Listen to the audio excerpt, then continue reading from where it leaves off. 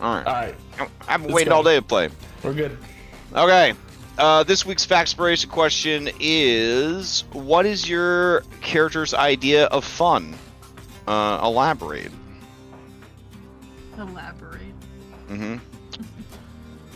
All right. So, while you ruminate on that, does anybody, for an extra hero point, a third hero point, want to sum up what happened last week in Outlaw Sunset? If you are interested, roll a d20 into chat. Else, I will do my best to try and sum up what happened. Going once. Going twice. Okay, I will try to sum up what happened last time. So, last week, you guys continued your battle against Dewey Daystar, leader of the Clearwater Cleaners, a quote-unquote gang of eco-terrorists whose number one concern is serial killing alchemists and feeding their blood to the river. How they found out about Gattleby, or that he would be exposed, unknown, question mark. But he tracked Gattleby down and confronted you guys.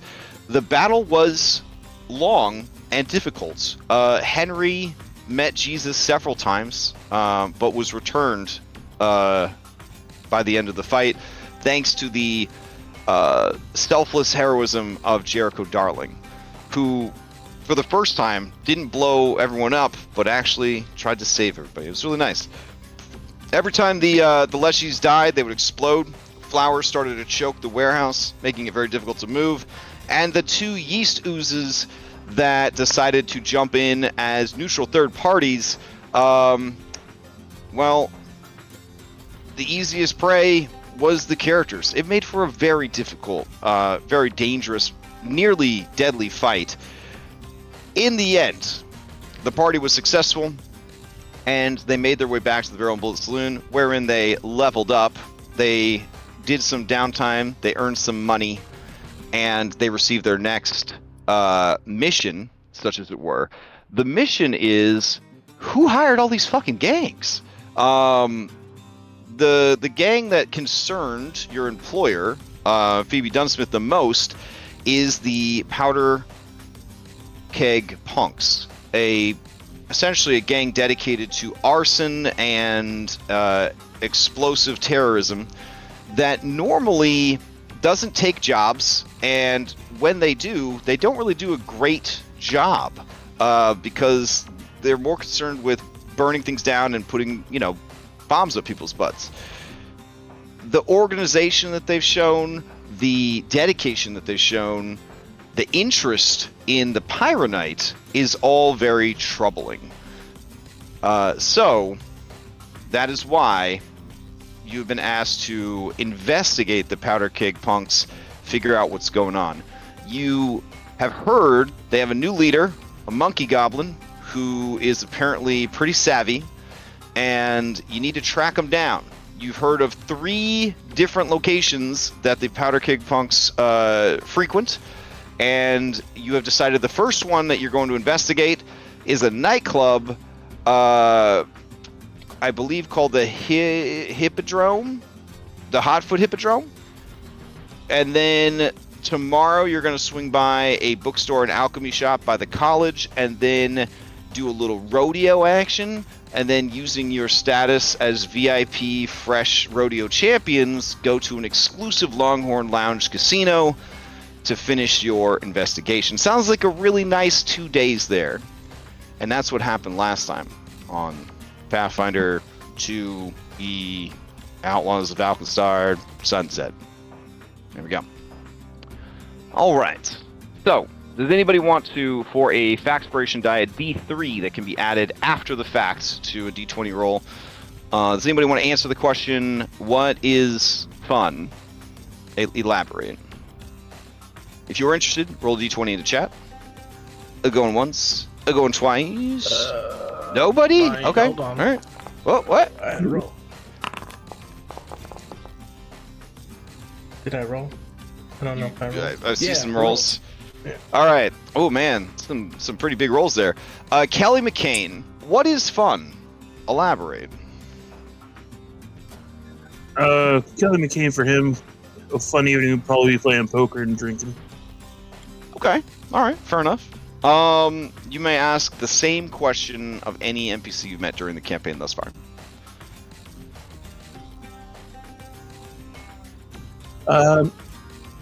What does the leader of the Black Powder Gang think is fun?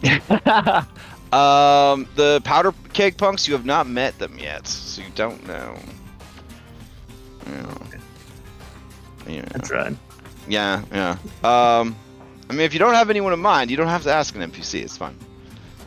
Yeah, I don't have anyone in mind. All right. No worries. Can we ask Amory, Braun Tressler?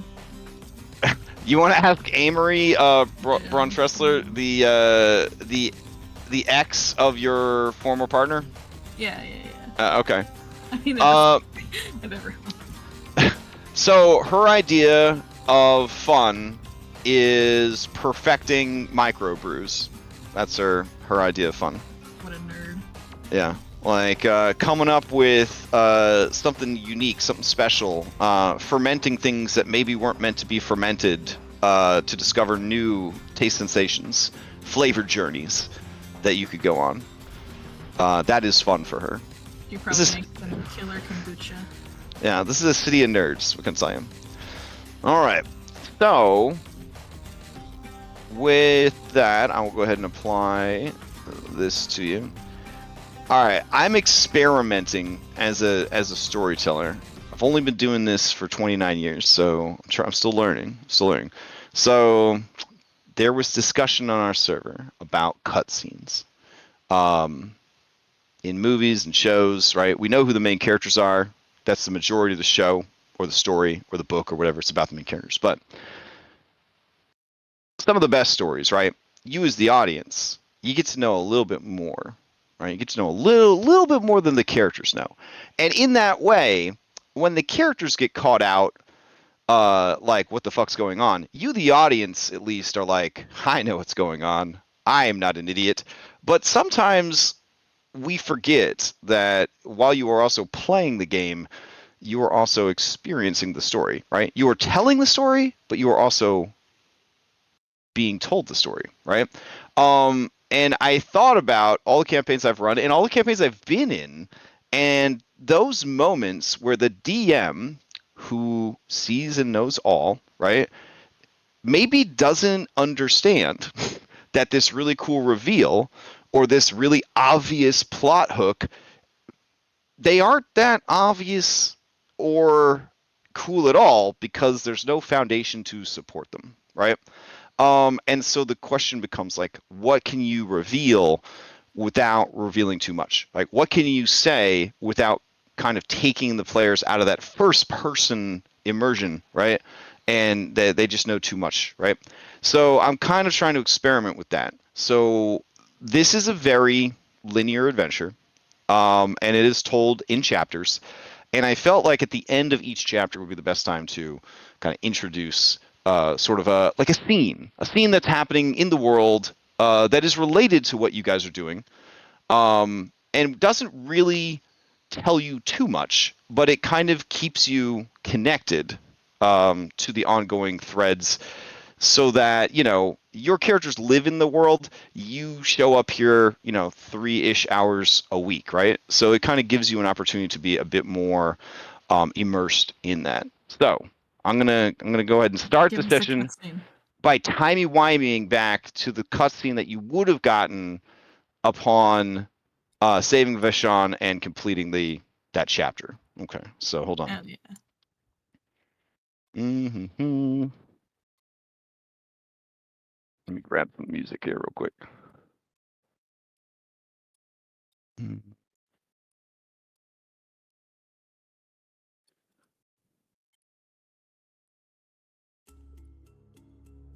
Okay, so here we go. Here's this man's and this lady. All right, so picture the scene. A dimly lit, lavish office filled with wooden furniture, intricate gears and other steampunk paraphernalia. Heavy curtains are blocking out the afternoon sun. Steam pipes run along the walls. In the center of the office is a grand mahogany desk, upon which rests a series of documents and an ashtray with a big fat cigar left unattended, its smoke curling up into the office air. Muglin, short, stout, is dressed in an opulent suit, and he's pacing furiously behind the desk, his face red with rage. Loveless, tall and graceful, in a finely tailored police uniform, stands nearby with a composed demeanor. Muglin turns and says, "Loveless, what in the blazes were you thinking? Hiring the Clearwater Cleaners? That alchemist Gattleby, he could have easily blown himself up with that damn formula. We can't risk exposing ourselves this early." Loveless, calmly and almost smugly, replies, "Muglin, your paranoia amuses me. Sometimes, it's not just about the immediate kill. It's about sending a message." "A message? With those buffoons? They're as discreet as a bull in a china shop. Now, if we had left that dipshit Gattleby alone long enough, he would have offed himself, botching another one of his own experiments, and nobody would have suspected a thing. But now, he's off the board. We have buyers, Loveless, and no product. No fucking product." Loveless, circling the desk, leans in. "Oh, Muglin, always playing it safe. Yet the world isn't made for those who cower in the shadows. It's made for those who control them. And besides, there's more than one way to skin a cat." That damn reckless attitude. We need to be more cautious, especially with something as volatile as Gattleby's formula. Pyronite! Fucking pyronite! You've seen it. You know what it could do. You know what it's worth. Loveless stops in front of him, bending at the waist to look him square in the eyes. He says, "You see, while you were busy being outraged, I've already set other plans in motion. Plans that even the Clearwater Cleaners weren't privy to. Gattleby is just one piece of the puzzle. I always have contingencies." What have you done?" "Just ensuring our survival, dear Muglin. Just ensuring we remain on top where we belong. So instead of questioning my methods, perhaps you should be thanking me." She emphasizes this by putting a heeled boot right between his legs on the wooden chair. He swallows hard. You're playing a dangerous game, Loveless."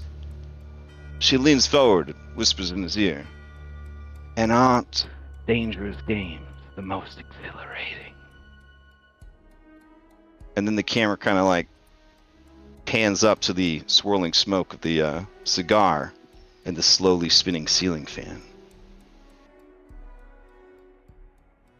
And then it goes back to you guys getting your mission for chapter 2. Eh? Neat. Alright. I like it. I like it. Alright. So it's like, you kind of know that they're doing their own shit, but your characters would assume they're doing their own shit, but now you as the player just get kind of like a glance at like, oh, okay, they're up to shit. They're the bad guys, like the adventure told us. Alright, cool. So, with all that out of the way, I guess we head over to the Hippodrome. What will you guys be wearing? Where are we going again? we're going to the Hippodrome to try to get information regarding the Powderkeg Punks base location. What the heck is that? So the Hippodrome, I think it's like it's not a casino. It's a It's dance party. It's a dance club. Yeah, it's a dance club. It's a dance club. Yeah, yeah. You were here last week, Conti. Yeah, so Dance hall known for loud music. a lot's happened in a few days in my real life. All right, I've had to read over 50 interview questions to prepare. Grom, note taker. Please catch everyone back up on their mission. It's a dance hall. It sounds kind of rough. Known for loud music, huge. I don't know. I wrote dance form. That doesn't make sense. I think I misspelled something. And blazing pyrotechnics. And yeah, it's like the Powderkeg Punks private club, but it's also open to other people. Okay. That's like where they hang out. And it sounds like it's pretty crazy. Obviously, I'm going to probably wear a disguise. Okay, so Probably gonna work you guys out. are all intending to do disguise self as you head on over. Yeah. Okay. I But will. before we head over, I did want to like quickly get like, I guess this is more like an above table question. So this pyronite stuff, I was interested in like maybe working with Vashon to try to like make some of it, but is that kind of like not something that is that too far? What do you want to do? You want to make pyronite? Yeah, like make some of the explosives. Like we have Vashon and Jericho, so I'm like maybe we could like put our Well, brains together. Vashon is in government he's- custody now. Oh, is he not here? Yeah. He's damn. been removed from the board. They don't want anyone to make pyronite. Like Jericho, that's the whole adventure. Okay, is they listen, don't listen. want anyone to make it. I want to make it though. Yeah, I figured, which is why it's good that you don't know the rest, the formula, and he does. That's why he's in government custody. I will Because one he day. assured them that So- your hollow baby rattle skull could hold 2 thoughts for longer than 3 seconds. Ugh, okay. One We'll day. figure it out. One day I'll get that formula. Yeah, I mean, if you guys want to try to track to the formula also, crime drama style, absolutely. But it took you guys months and months to stumble upon it. Yeah. And then it's not just like a formula that would be like 1 page in a notebook. Mhm. I mean, it's several notebooks full of complex formula. That sounds like a several months downtime activity. Correct. To get back to where you guys were, and it's probably one of those things where like one of you dropped a pizza crust in there, and that suddenly like was the catalyst that you've been looking for forever, and you know that kind of thing. It's like, yeah. This is plot bomb. This is plot bomb for All right. sure. Well, Yeah. I will be working on the plot bomb that will yield no fruit in the long run, but Fine. you know, I'm gonna try anyway. It wouldn't hurt to keep working on it, but yeah, like I got the you. whole idea behind it is if it was easy, then everyone would be making it, and nobody would be trying to track it down. Yeah. Yeah. I just like explosives. Well, there are plenty of explosives, you know, it's just not those explosives. Yeah. Hey, Crash. What's up? I'll be wearing the hat of disguise, but I don't want to activate it yet. Okay, that's fine. As far as I know, I'm not on the wanted posters yet. It might change soon, but Yeah. All right, that works for me. What time and day are we going? That's another thing. Do you guys need a copy of the sheets for the next couple days? Yeah, let me go grab this for you. We have I the thought- fifth. Newspaper? Yeah. I thought Well, you have the fired 5th, but you're on like the 9th now. So Okay. yeah. So let me grab that for you real quick. And this will be in Smokeside, right? Yes, it is Smokeside. Some of the locations are Smokeside. Some of the locations are Skyside, but this club is in Smokeside. Mhm. All right. So let's see. It's already 6 o'clock on the 9th. So I'll give you 9, 10, and 11.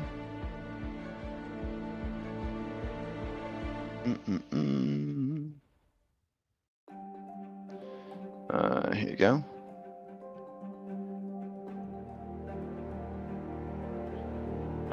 And then I'll flash this up, and then we'll also pin it for posterity. Alright, and it's the 9th, you said? Yeah, so you're currently at 6 p.m., almost 7 p.m. on the 9th. So it is bronze time until 2 a.m. So you guys can cast spells and use magic as much as you like, as long as you're in smoke side with no penalties. Okay, awesome. Which also means any bad guys you run into would also be able to sling spells without having to worry about it. Okay. Let's see. Then, I guess I'm back to my original question. What are you guys wearing? To go to the Hotfoot Hippodrome, a rough and rowdy dance club. If you're wearing a disguise, I guess you really don't get to choose. But if you're going in a mundane disguise, you would, be able to set up your clothes in a manner that you see fit.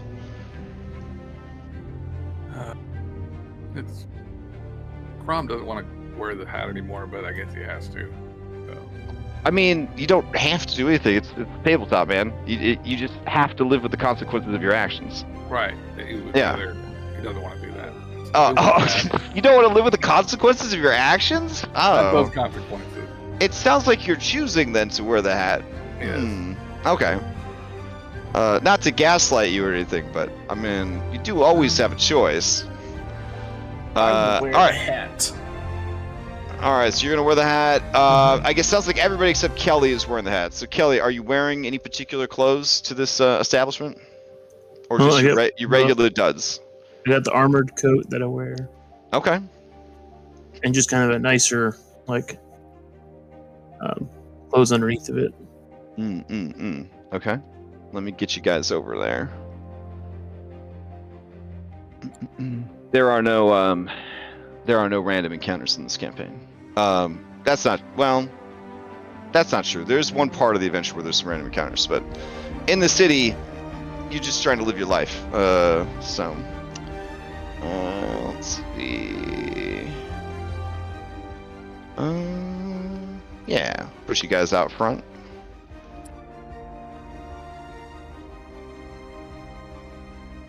And dress you guys up in your special outfits. So here we go. Hold on a sec.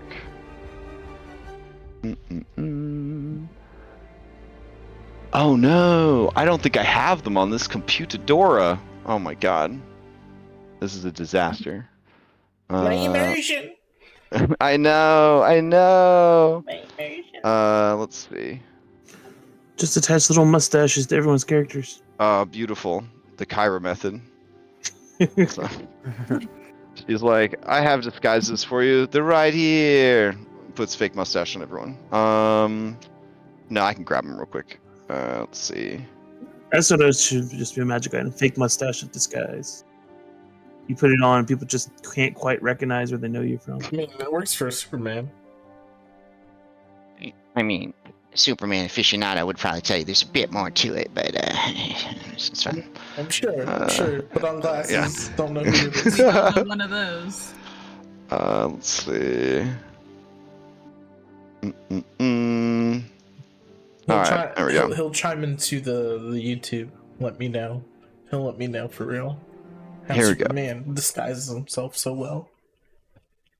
I mean, I'll tell you next time we hang out. So, I'll tell you at MagFest. I'm gonna remember in the middle of the night at MagFest. I'm gonna tell you about it.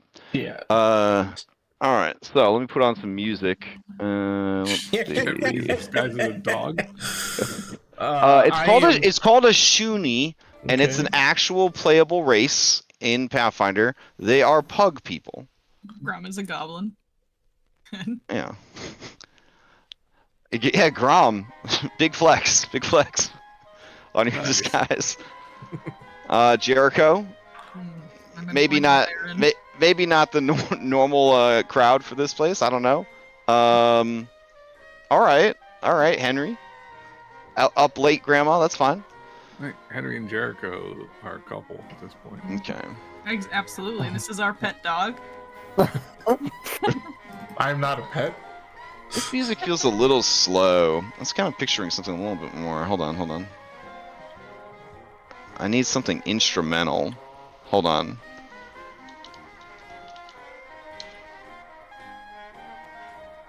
Yeah, this is either gonna make me go to sleep or give me PTSD about Bioshock. So, let's see. Well, let's face it. This is just Bioshock without the water. Oh This yeah. campaign is. Yeah. All right, this one is well, this club's supposed to be a little bit more high energy, so there we go. Okay, so I was trying to think of something that was brass but more energy, and I got ska. I'm sorry, guys. You could leave if you need to. It's fine. Yeah, this is kind of, you know, I might need to see myself out here. Well, then work quick. All right. So as you arrive at the Hippodrome, a bouncer is there. It is the same bouncer that bounces every tavern in every world in the multiverse, because this art is so fucking good. And he says, "Hey, welcome." And he stands aside. He's a good bouncer. All right. So as you come in, there are a lot of people dancing, including this old lady on the dance floor, which is going to be very awkward. All right. This guy at the bar looks over at all of you. He is some kind of pig man, and he gives you a bro nod as you walk in. Motions to the bar. All right, Kelly McCain, I don't know if you want to out yourself, but have you been here before? Considering I hunt down some, and yeah, probably. Okay, all right. What is your relationship with Jazz Hands? He's a werebore, but due to a wild magic surge, he cannot get out of his werebore hybrid shape. You walk over like, "Hey, Jazzy, how's the night treating you?" And he says, it's all right. What you doing? What you looking for, Kelly? And he gets the demeanor of a contact who's ready to get paid. I'll start with the usual, and I'll put down check my inventory real quick. Oh, are you here for the dance competition? I'll put 5 silver on the table and just tell them I'll take the usual. And slide it over. Let's say, been hearing the Powderkeg boys are up and about. A little more active than usual.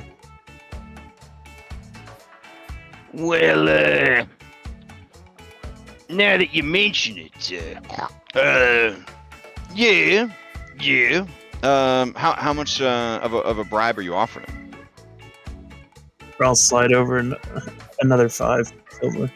Okay, so it's 1 gold total? Yeah. Okay. He says, yeah, I mean, they come and go.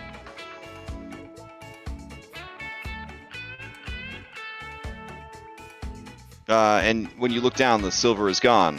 But there is a glass of watered-down soda pop. Because, you know, they don't drink alcohol here, because they're here to have a good time.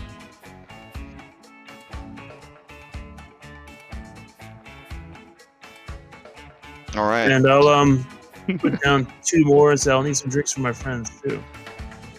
Take the bottle. And he hands you a bottle of Star Cola, like a big one that you could kind of pour into tumblers, like a 2-liter bottle.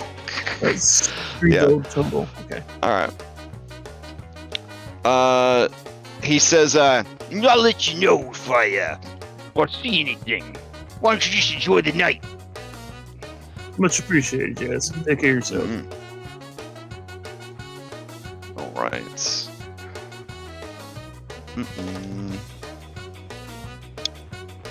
Ooh, As you walk away from the bar, Kelly, you can't help but think that Jazz Hands is keeping something from you. Something about the Powderkeg Punks.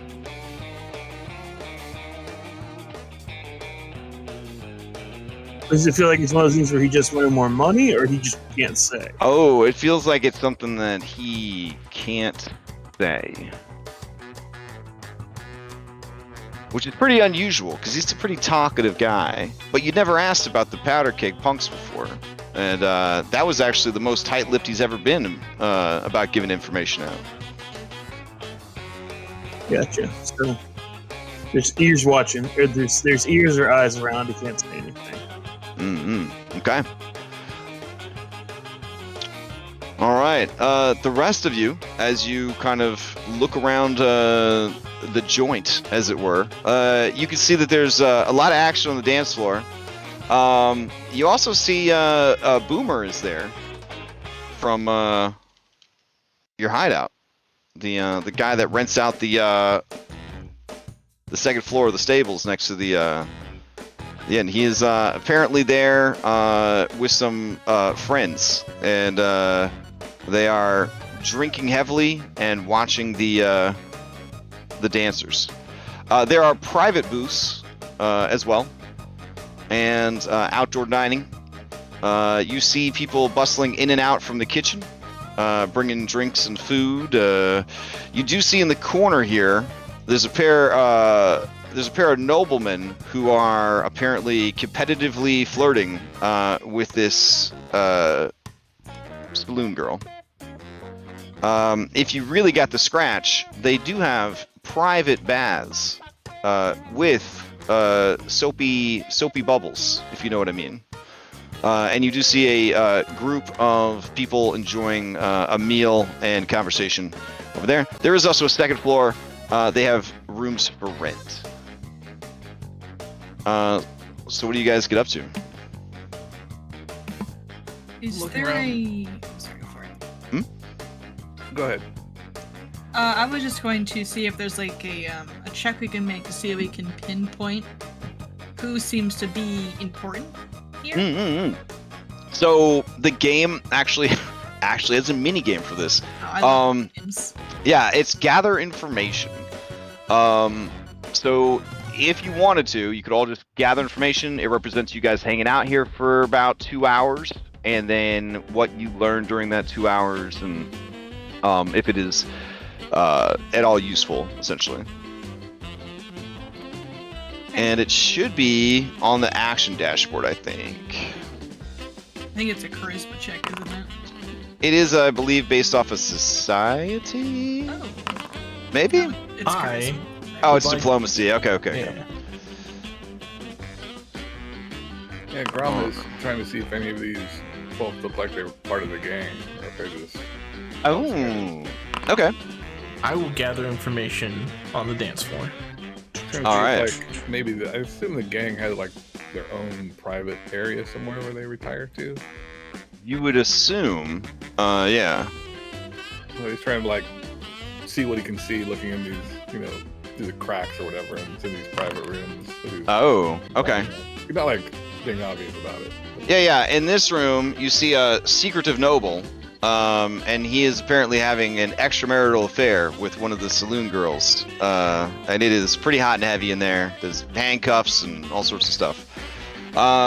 You kind of peek into the next one, and you see that there is a noblewoman who is apparently had so much work at her government job that she brought it with her to the club. She's just in there with like paperwork everywhere, working hard.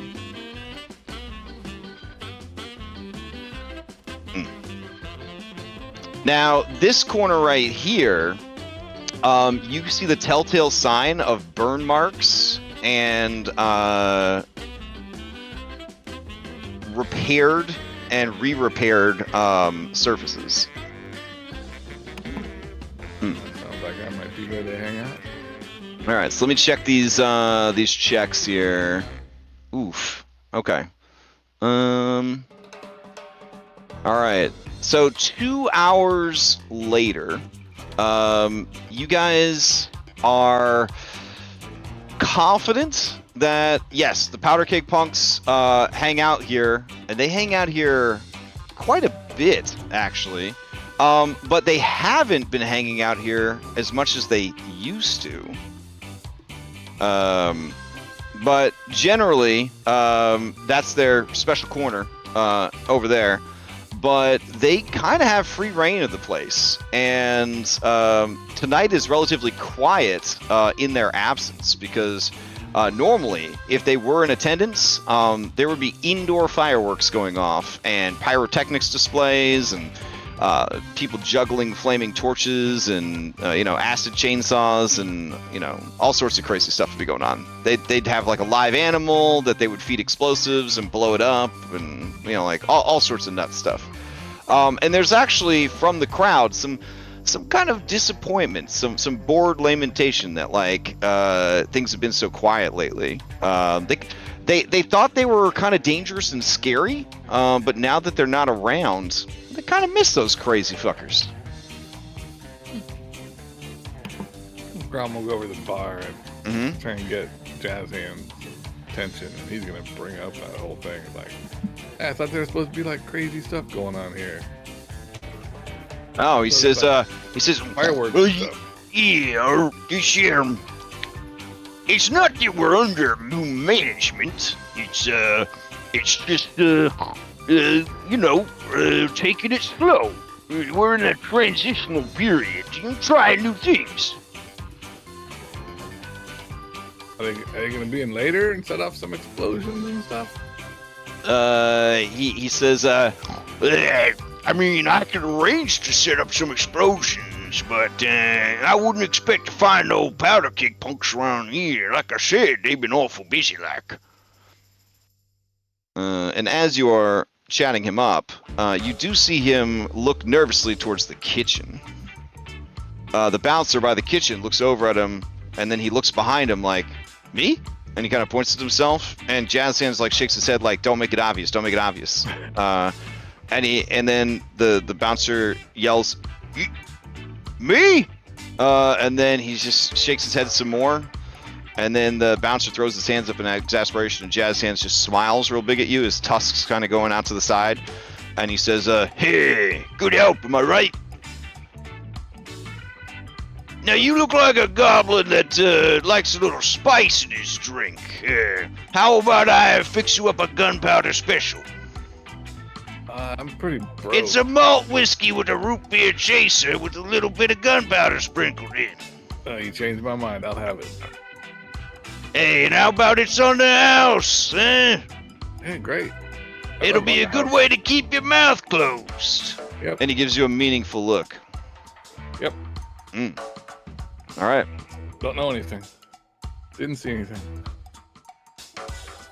I'll be on All the right. dance floor if after you need me.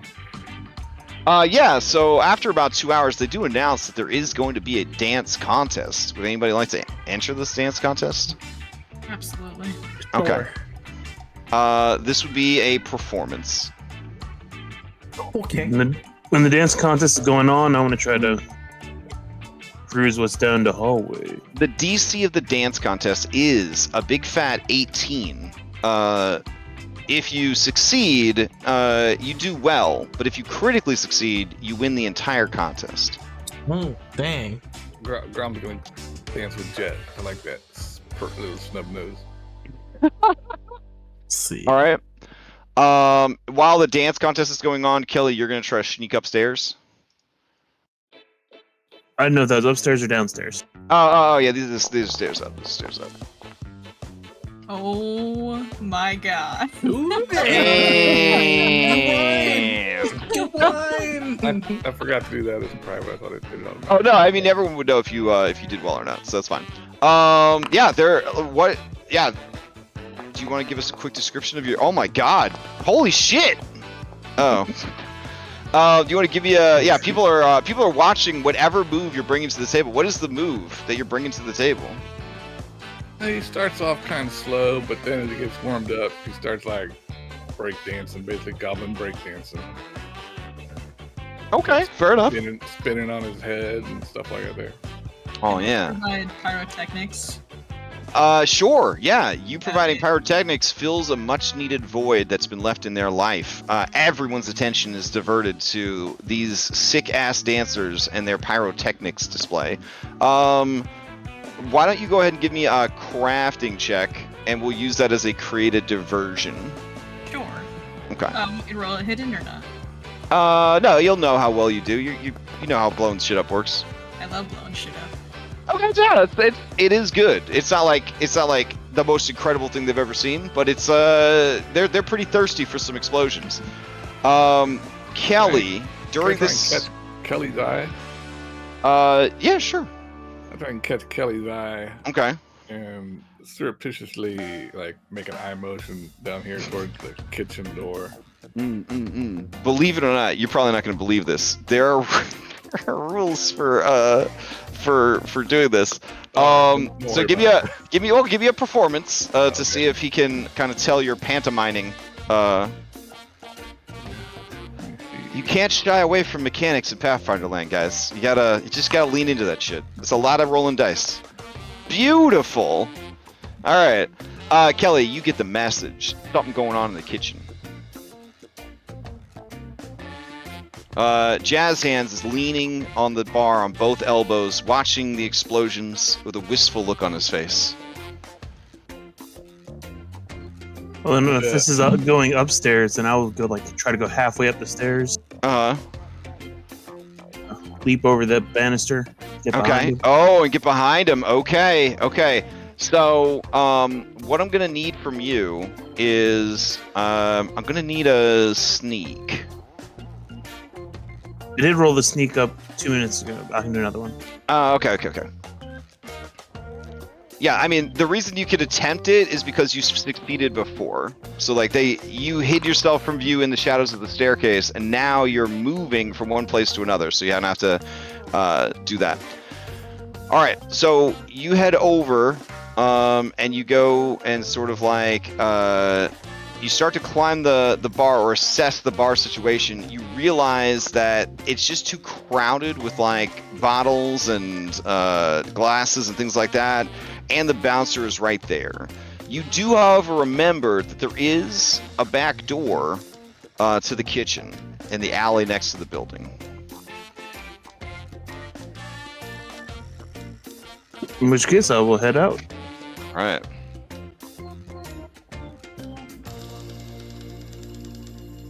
Man, I forgot how bad dubstep is. Oh my god. If you look for maybe New Orleans music, you might be able to. Yeah, let me switch it out. Sorry, Scott people. This is fucking terrible. All right. I'm sad. Are you a ska person? I like ska. Okay. All right. So, you head outside and move around to the back. Yeah, you see that there is light coming out because they got a nice big window on the back of the kitchen. Looking in, you see the cook. She's working hella hard. You see the sous chef sweating bullets. Looking in the window, you also see a trap door in the floor. All right. This guy sees you because he's alert, and he heads over and he unlocks the door, and he says, "Hey, you trying to get inside? This is the kitchen, my friend. You gotta go around. Don't worry, it happens all the time. People see the light and they smell that delicious cooking, and they just come on up to the door. But yeah, you're gonna just head on around." I'm going to try to bullshit my way through this and tell him, look, I'm pretty sure my lady's in there cheating with one of them and business types. I'm trying to get in without them seeing me. That's all through the front, but I don't want to see them see me come in. Anyway, I can try to catch them. You jealous husband? You playing in some gunplay? Nah, just trying to find evidence. When you say nah, he says, ah, man. And at which point I will draw back my armor coat. You can see the holster for my gun. Oh. You hear that, dear? This man's playing. His blood's up. He's playing some gunplay. And she turns around and says, Well, it's about time. Ever since them powders went missing, we just ain't have no action around here. Why, it was just every night they were in and out of this here basement access panel. On account of their secret base down there. and he says, Now, dear, I don't think you're supposed to be saying stuff like that. and she says, Who cares? he looks at you and says, You do me a favor and pretend you didn't hear enough about no secret base under that there panel? I'm sorry, I got wax in my ears. I can't hear a darn thing. give me a deception. He will, he gives you a +2 circumstance because he wants to believe you.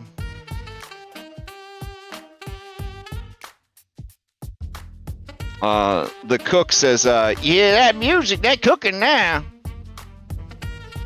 I don't know why they let that sky band in. We need them Powderkeg boys back in here, you know what I'm saying? Oh, I forgot. Deception's one of my biggest ones. I should remember that more often. Jazz hands going soft, you know what I'm saying? and Lurch says, oh yeah, I know what you're saying. Big softy, that's for sure. Yeah, he says, all right, well, you were coming in to ambush a man having his way with your lady friend? Well, first gotta figure out who some bitch is. Oh, all right, hold on. I love the drama. Hey, Bruno, this guy back here wants to engage in a little gunplay with a man banging his wife. You seen anything untoward? And he says, Oh, yeah, man, I saw some untoward stuff happening behind that curtain back there, man. and then he says, Oh, all right. Hold on. Yeah, he's probably getting banged. She's getting railed real hard behind that there curtain over there in the private room. Okay. Well, good luck, son. Let your bullet fly true for your heart and your jealous mind.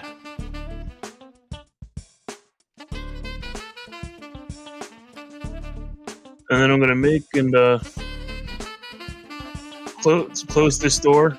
Like Okay. I was try to stealth and close the door, like kind of like that I had gone through it. okay. I mean, they're right there, though, is the problem, this Oh, that's well-lit true. kitchen. Yeah. Yeah, the petulant cook looks at you and says, Well, you getting cold feet? No wonder your woman's banging someone else. Get out there and show you're a man. this guy says, Good luck, brother. I remember the time my lady ran around on me. Wish I had had the guts to put a bullet in that man. Instead, I just cried at home. he wipes a tear from his eye. Well, no, we'll play into theatrics for now. All right, you guys see Kelly return. You've been dancing for about 20 minutes now. The sweat is just pouring off of you. I'm bringing it to a conclusion. I come up from my spin, and I've got that gunpowder drink, and somehow it's on my head, and I light it on fire. And All I'm right, chugging. nice. Damn. This guy looks at you and says, I like your style, friend. I like your style, friend. Now, I like your style, man. How about I buy you some soda shots? Hey, I would love that. All right. Hey, Kelly, did you find anything? Yeah, there's apparently there's secret bases in the kitchen, but apparently they haven't been there in some time. So Lax orders some, they're called speed shots, and it's apparently a citrus cola with Pathfinder cocaine mixed in. That sounds lovely. Okay. Doesn't it, though? It does sound lovely. He says, Now, you find me a Sky Star, I'll get you the good ones. They're in the glass with crystal meth. That might be too much for one night. Hell, it'd be one hell of a night. Don't be afraid, though. Don't be afraid to look me up, all right? Does this place close at night? Oh, it's open until, Jazz Hands, how long does this place stay open? and he says, until the fire marshals come. And then he slaps his massive three-fingered hand down on the counter, and everyone starts laughing uproariously, over-caffeinated and on a sugar bender. Even this nerdy Knoll, who's slumming it from the academies, lets out a hyena-like chuckle. Feeling around, there is no Pepito to speak of. Does he fall off? Oh, here he is. Here he is. Oh, Oh, yeah. all right. He hasn't stopped dancing. Apparently, Pepito loved to dance. All right, so the three of you team up. All three of you feel the pressure of the bouncer's gaze as he is watching everything that Kelly McCain does. Right. I would say that's a bad bouncer if he's going to let another person get shot, but that's just me. Let's hear him say, play along. Who? I'm gonna nod to you to say, play along.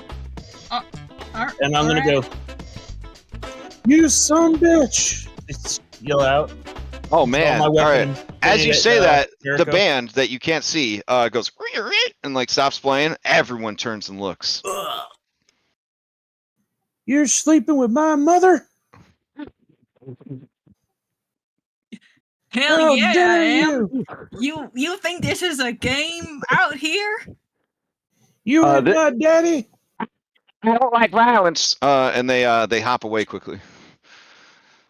Your papa's a deadbeat anyway. You should be proud to have me as your new daddy. Oh shit! Oh man! Everyone in the club's just dang,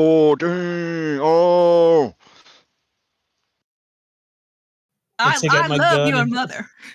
And purposely fire a shot that will completely miss him. Oh geez. Okay, but fortunately there's no one behind them. So yeah, okay. It's like right here. Yeah. Go ahead and give me an attack roll. Give me an attack roll because this is high pressure situation, so I want to make sure that this goes off pretty well.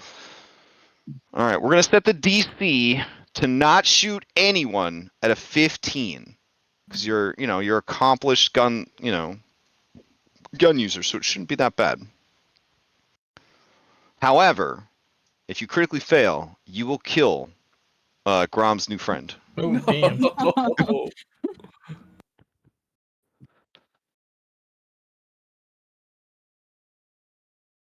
right, let's see it.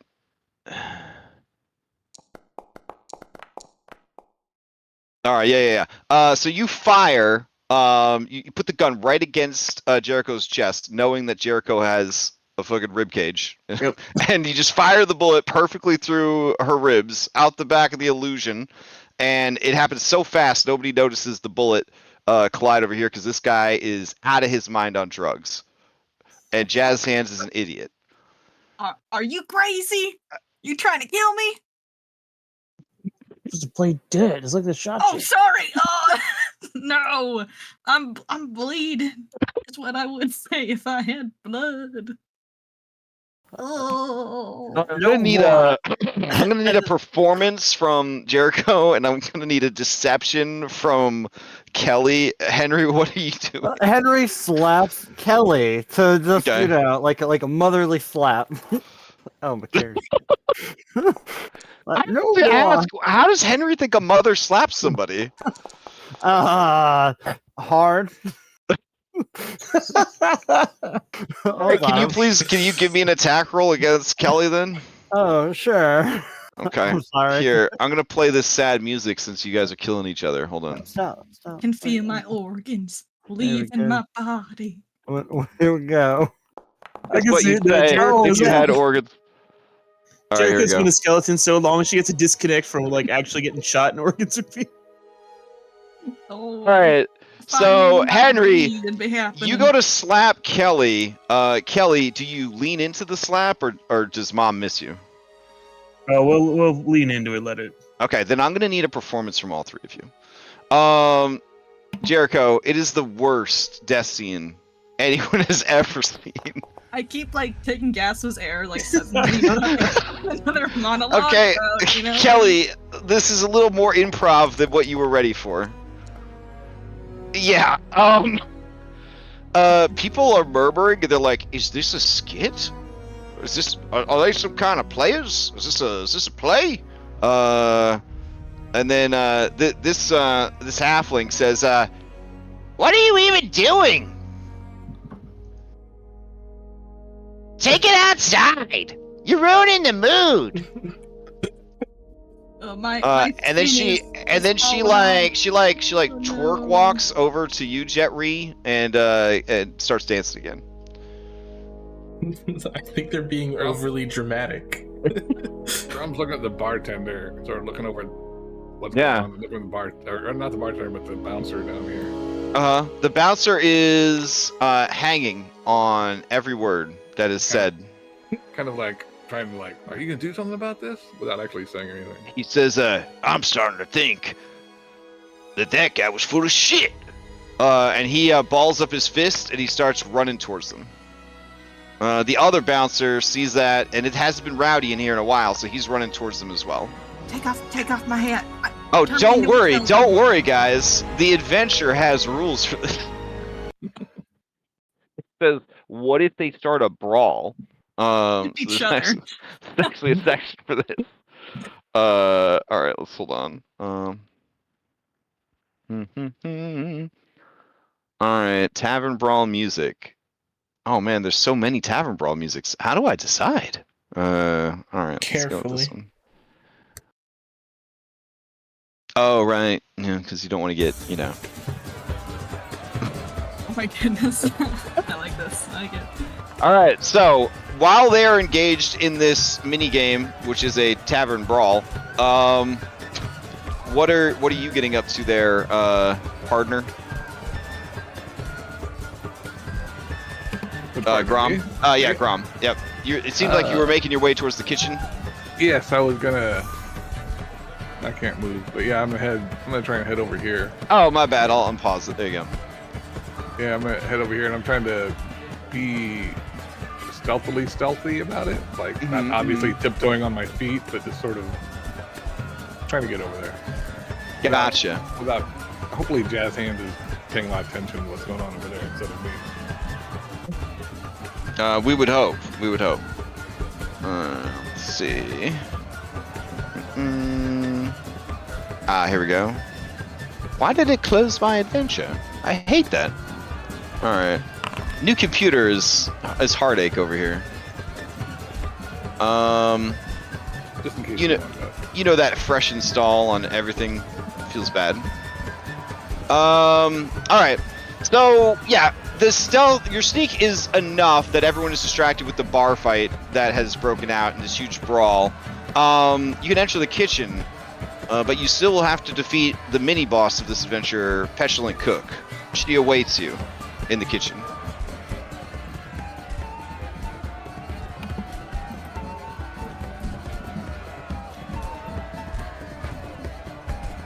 I will come in here and I'll be like, they're killing each other out there. Crazy. Big brawl, fight, gunshots. Somebody's gonna die out there. Oh dang. Okay. All right. So and I'll be making faces like, ooh, oh my god.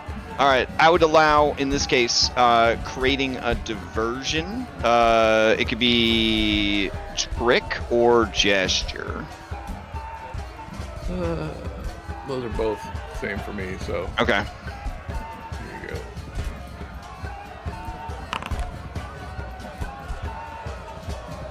go. Okay. All right. She says, "Oh, you hear that?" And she starts hustling. Oh, nice. I have to reset that. All right. All right. So they kind of rush out to watch the fight. I will step over there and quietly close that door if possible. Sure. And then I'll try and open this up stealthily and try and peek inside, see what's down there.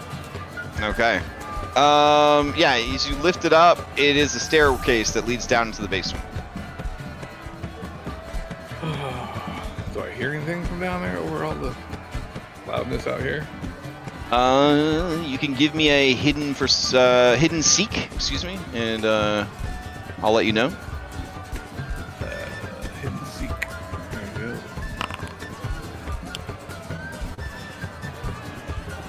Okay, yeah, you can't hear anything. Oh man.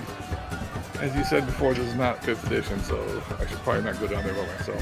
I mean, it is what it is, bro. You could try all the different character concepts you have. That's true. I'll go on down. Yeah. Oh, hell yeah. Okay. I don't know if the teleporter works or not. Let me see. You on there. Boop. Okay. Cool. All right. As you head down into the basement, you see that it's very dark, but you have dark vision, so you should be okay. Oh, why'd you go back up? I didn't realize what that was. Oh, it's a teleporter. Okay. Let's see. What do you find down there, if anything? Okay. All right. So down in the this area, you see that this is essentially a wine cellar that has been converted into an office/hangout. There is rude and lewd spray-painted graffiti all over the walls. And the couch looks like a place you would not want to sit.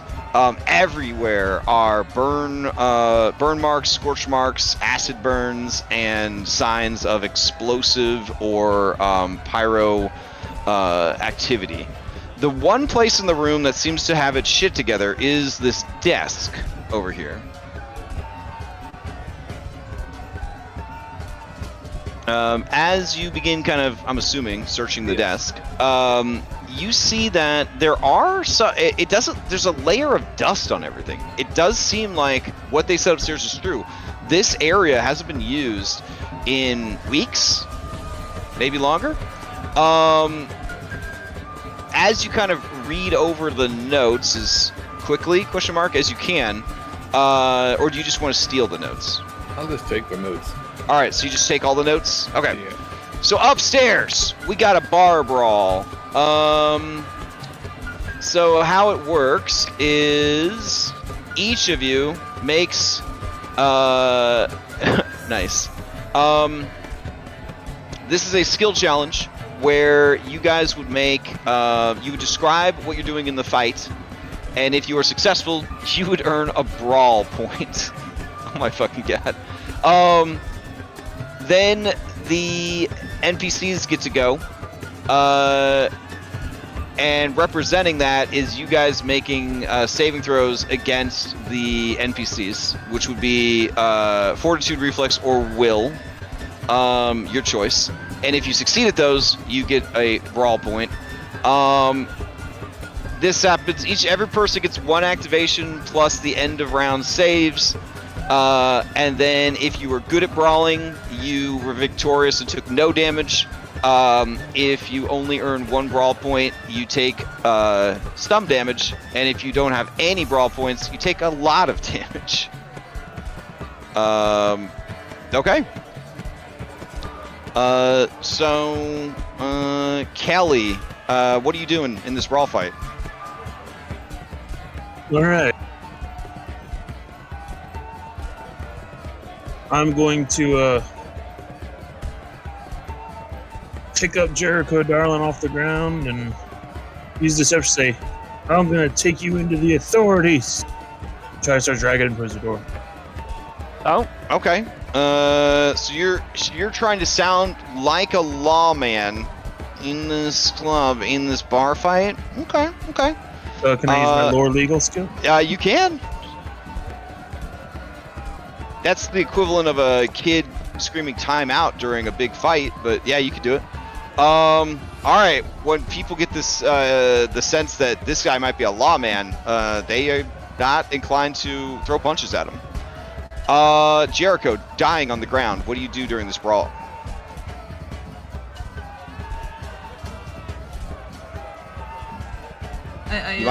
Sorry, I was definitely muted. I play dead. Okay. Give me so often I mumble like, Judith, I see the light. I'm coming, darling. Dear God. All right, give me a DC 18 performance check. Okay. Okay. Alright.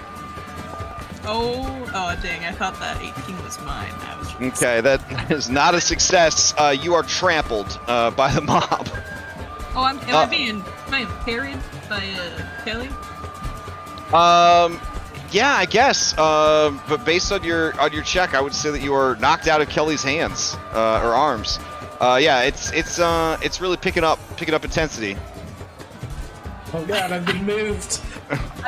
Yeah, you got dragged into it. You got dragged into it, buddy. That's how these bar brawls work. So, Jet Ree, what do you do as you're dragged into the fight? I will. This dancer from the fucking top ropes is gonna jump in on the fight. Look at this. Let's see. What would be to jump? Let's see. We're trying to get out of the fight. That's what we want to do. Let's get out of this mob. Let's see. I guess I would use like acrobatics, right? To like try to like maneuver my way through this mob to. Okay, to yeah. free Give me a out. DC 18 acrobatics. All right.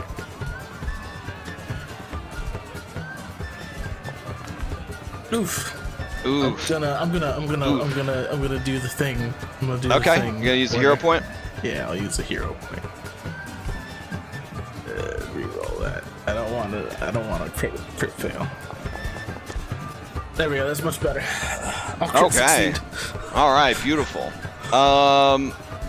Okay. And then, Henry, what are you doing? Alright, well, Henry is just gonna start yelling, "Get away from my man!" and just start, just with the walker, obviously, that this old lady has, just starts laying into everyone coming by. Am I to assume this is non-lethal, or you? Yes, this is non-lethal. Okay. Oh, okay. So, give me -2 hammer attack, but you're trying to hit an armor class 18. Alright, so... Ooh, look at how the chat shows us your original picture and then like the picture of who you're pretending to be. That's pretty cool. I hope that doesn't bite me in the ass later for like secret bad guys. Sorry, Kelly, I wasn't meaning to target you. Okay. That is a success. You got an 18. Beautiful. All right, things are getting pretty rowdy. The 2 bouncers are showing up, but worse than that, the petulant cook. You guys think you could take him, but just when you think everything is gonna be okay, the curtain opens and the foreign businesswoman throws her briefcase down and she says, "I'm trying to work!" And she assumes like a martial arts pose, and then she runs and just does like a flying jump kick into the pile. So each of you should give me a saving throw. You're trying to hit a DC 18. You may choose which one you're using, but you have to provide the flavor for your saving throw. Okay. So, Kelly, what's your saving throw? Alright. We're gonna do a reflex to try to dodge out of the way. All right. The blow.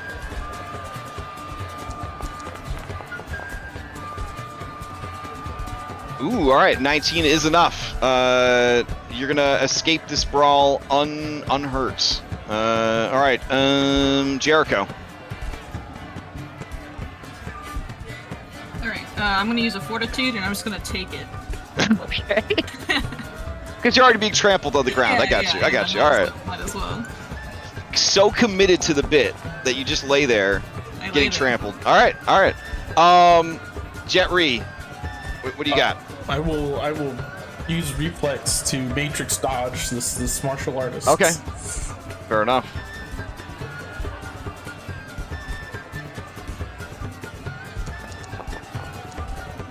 Okay, you just barely get out of the way. My God. As a gentleman, you don't even peek up business skirt as she jump kicks over you. All right. Henry. Much like Jericho, gonna just take it and hopefully scare people off by just getting hit right in the thing and just breaking it off. Alright. Or doing a terrible job. Let's reroll that. Oof. Okay.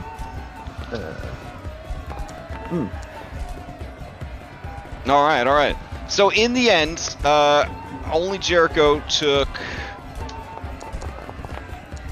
10 points of non-lethal damage from being trampled by the mob, and eventually the fight is broken up. But as the instigators of the fight, unless you actually roll into real combat, the three of you are escorted off the premises. Jet Ree, you are beloved friend of the dancing goblin. You can stay. Oh, thank God. But the other three need to get out. I play dead. Okay. Then they say, "Take your dead mother and get out of here." I'm the father. Yeah. Bleh. Well, the yeah. You're the homewrecker. Oh. All right. Yeah. And then everyone goes back to having a wonderful night. You sense with the meta timer, Grom, the time is running out. What are you gonna do? He's grabbed the notes. He thinks this back here looks kind of suspicious. He's gonna go back over there and just like really quickly look for their way, like to slide away, concealing it. It is. Yeah, you can give me a seek if you'd like. All right. A hidden seek. Oh, there we go.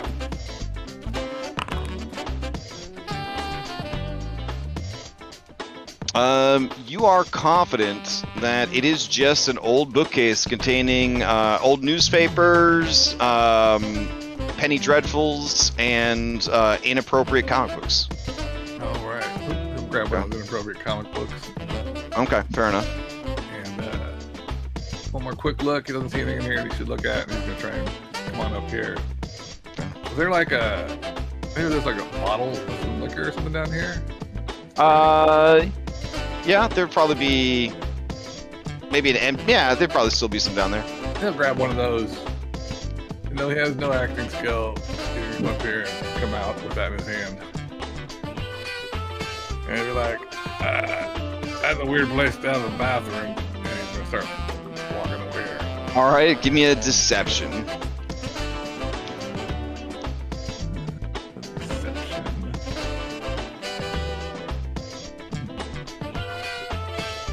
That's a skill instead. Yeah, maybe just roll a skill. I think lie. No, it's called lie. Excuse me. Oh, lie? It's like, Okay, there we yeah.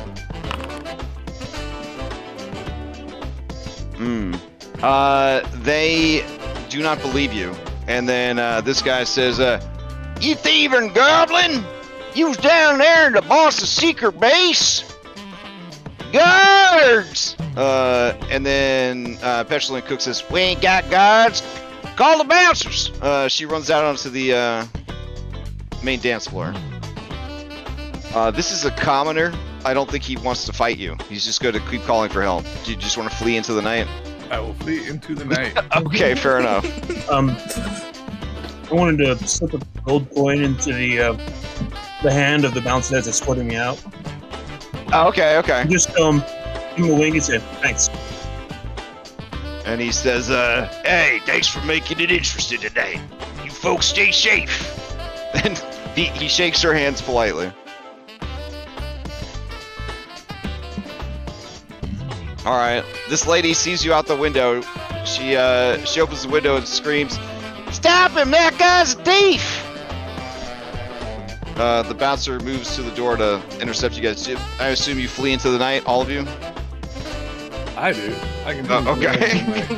All right, you guys watch this goblin flee into the night. I'll drop the bottle I've picked up down below. Oh, okay, I'm okay, sorry, okay. I didn't know it was so important. And I flee into that. All right, fair enough. All right, so Jet Ree, how long do you stay at the club? Not long. When I start to notice all my friends have left after I've danced the night away, I'm like, oh, and then I start to leave.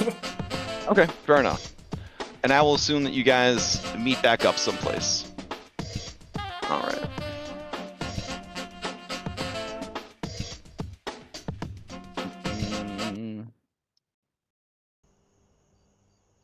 All right, so I'll take you guys back to your dashboard. Nice job, team. We did it. Yeah, Good job. Flawless. I got caught up in the dance. It happens.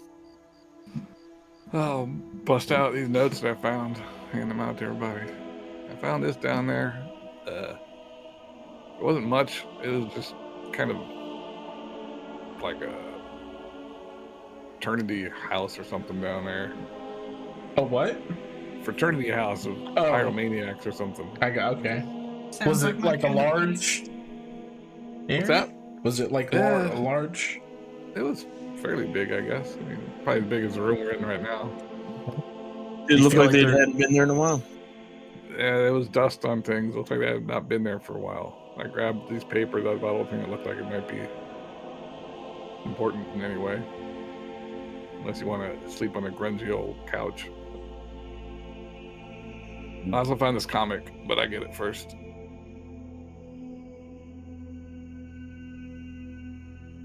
The comic is titled "The Adventures of Ari the Barbarian," whatever that means. All right. I want it next. As you guys are kind of going over the notes, they read like a manifesto written by someone trying to be the Joker from the Batman. It's we'll make them all take notice. We'll burn everything to the ground. They say burn everything a lot in their manifesto.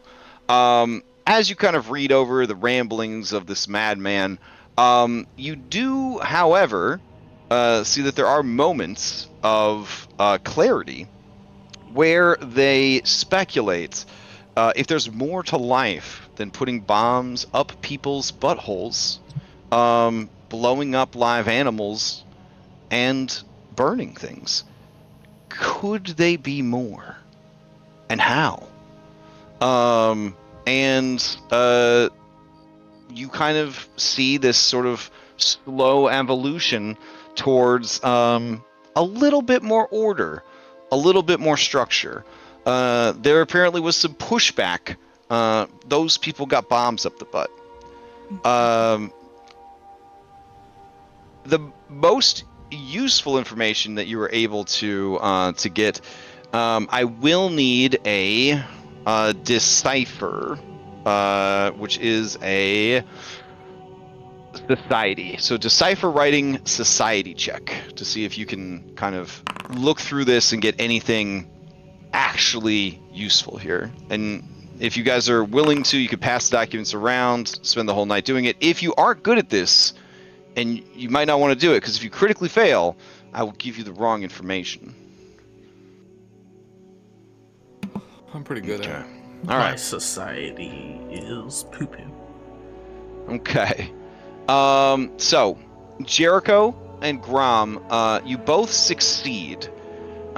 Jericho, there is a list of potential hideouts that are listed. They need a bigger hideout that is easier to get to and less obvious.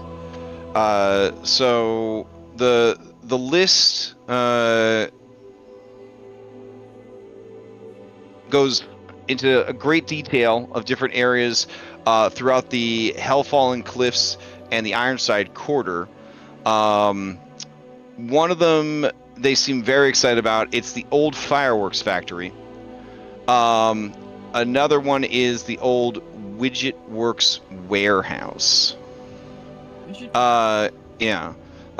Grom, you have the same notes. You are confident that they chose the old Widget Work warehouse.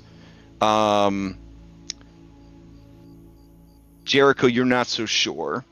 There is mention in the notes that the old Widget Works warehouse had a infestation of sewer slimes.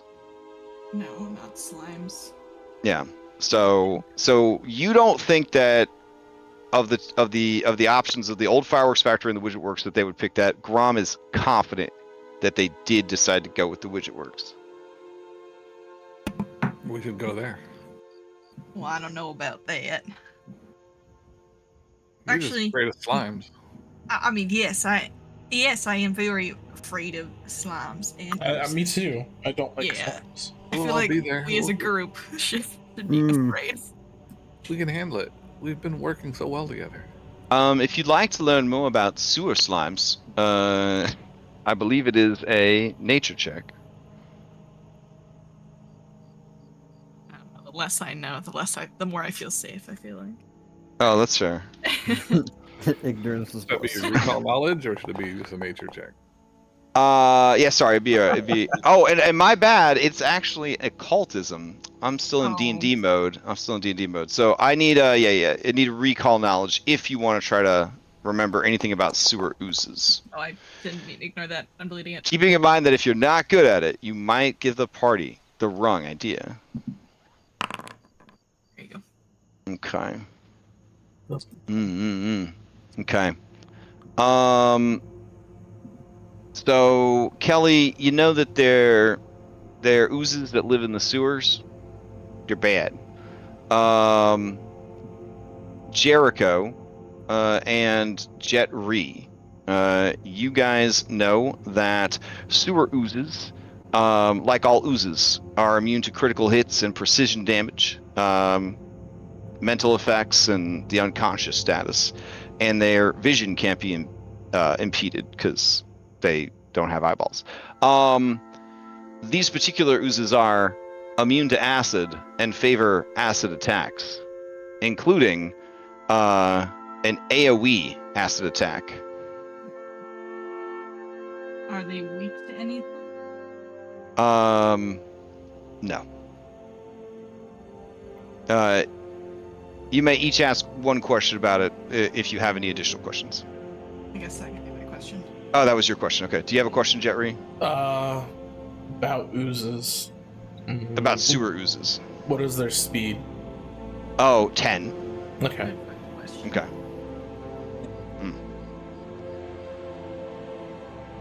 Did my roll come up for that? Yeah, you just wait. No, it did not. The last roll I have from you is decipher writing. I did it. Okay. Recall knowledge? Yes. Carry that here. You do not recall anything about them other than they are oozes that live in the sewer. Sounds good. You're really confident, Grom, that they went there? The way I'm reading this, they definitely went there. I mean, it sounds like the guy in charge actually likes widget or oozes. He's got some kind of recipe for him or something. I trust you, because you are a genius alchemist. By far the best alchemist I have ever worked for, ever. So, yeah. I mean, if that's what you think, then I agree with you. Well, thank you. Your confidence in me is inspiring. Yeah, you're way better than that one guy. His name we already forgot. I'm Well, sure his you're name- the one his that name was Vashon. it's only because of you that he discovered pyronite. Oh yeah, absolutely. You know, I pioneered that stuff. You know, people are just saying, "Oh, he's the government asset." Now that's me. Don't forget it. I'm the cool one. Indeed. Mm-hmm. I can make it right now if I really wanted to. I bet. Okay. Well, I think we should go to this warehouse.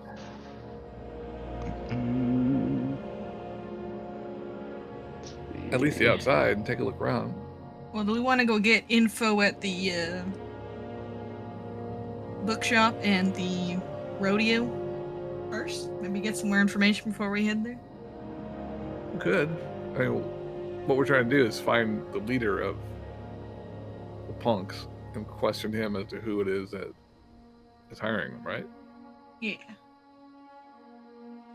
So really right now we just want to find out where the leader is.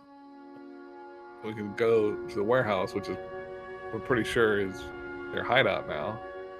And it's pretty late in the evening, so maybe they're there? Or they might be the sort that stays up all night and sleeps during the day. Doesn't matter to me. Whatever y'all want to do. I don't don't mind going there first if you want. There's maybe we should get more information if you want to, but if you're confident that's where they are, I mean, might as well go. We should probably get some sleep too, though, right? Yeah. We'll stick around. I'll be honest, I really just want to do the rodeo. You know, you could always just do the rodeo to do the rodeo. It doesn't always have to be for work. It's just Well, let's go ahead and get some rest, and in the morning we'll go prep for the rodeo and go do that. Yay! All right. So you guys are deciding then to go home and rest? Is that the plan? I think so. The What time? the rodeo thing's not tonight, I assume, right? no, it's Yeah, I would assume that you guys danced for 2 hours, and then you fought and explored, and then by the time you got back, so yeah, it's at 10 o'clock at night. It's not super late. Where's the warehouse at from our? The widget works is here, and you guys are back at the Bullet and Barrel Saloon. It's actually very close to the Gold Tank Reserve.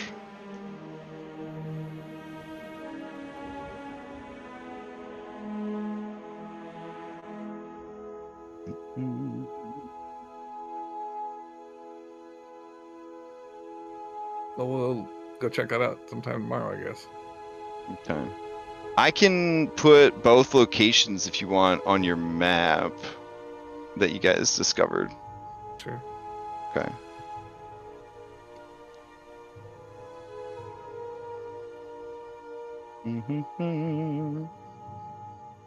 All right, let's see. There we go. Why is that so off? Okay, hold on.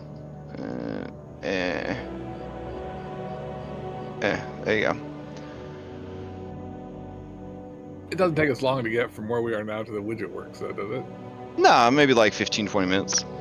Well, I think we just Well, over there. I guess if you got a cab, it might take a little bit longer if you walked. It's quite a few blocks there, I guess, but not too bad. Yeah. We can just like cruise by there and see if there's any activity in there at all.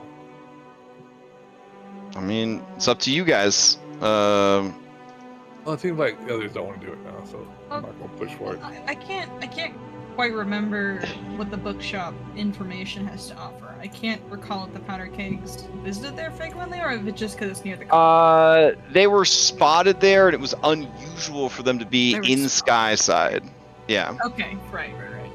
I mean, I don't see why we can go now. I mean, I don't think we can just go right now. I mean, are they gonna be open? They close around 8. And there was they were lighting things on fire near the apothecary. That's the rumor that we got. Why are they doing that? That's literally their thing. Is they start fires and cause anarchy. But it's not Not like it's usually usual. inside, though. Yeah. Oh yeah, what's unusual about it is they never go to Skyside, and then that close to the college, that brazenly kind of like setting fires and stuff by a famous bookstore, like that's so much more confident and like in everyone's face than normal. Like they're really like people are kind of surprised by the sudden like confidence that these guys have. Okay, so we kind of can go there and see why maybe the punks are in Skyside. Maybe there's something there that they're, I don't know, they're trying to burn down in particular. Maybe a bookshop, you know. But if they're not open, then I guess there'll be really no one there for us to ask. Yeah. Here, I'll throw up. It sounds like you got a couple of options here, so I will throw those into chat for you. Oh, I guess we could scout out widgets tonight. Because the thought here is either, I mean, we'll hear things or see notice people going in and out, or it's extremely quiet, which means that either there's nobody there or it's nothing that we want to deal with in there.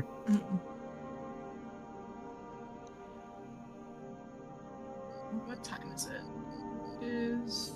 I think it was 10. That's what. Yeah, it's 10. I don't know. Yeah, I mean, if we want to go scout widgets, I think that's okay. I don't think we should engage anything yet, but I think scouting is a good idea. Yeah, best to kind of know what we're getting into before we do. Especially because the notes you said were very, they were having some second thoughts regarding their arson. So something might be going on. Like, they might be under new management kind of deal. Yeah, they're that with their confidence that they're showing by going up here makes me think that they definitely got like a patron of some sort. That's and I would hate to like go down there, realize that we messed with the wrong people. We weren't really ready for it, you know. Maybe they have a pet dragon or something. Maybe. Maybe. Speaking of which, I'll give our pet dragon a screech under the chin. Oh, he's very happy about that. All right. Yeah. So let's see. Oh, sorry. All right, heading over to check out Widget Works. Okay. Go ahead and give me a recall knowledge society to see if you know anything about the old Widget Works warehouse.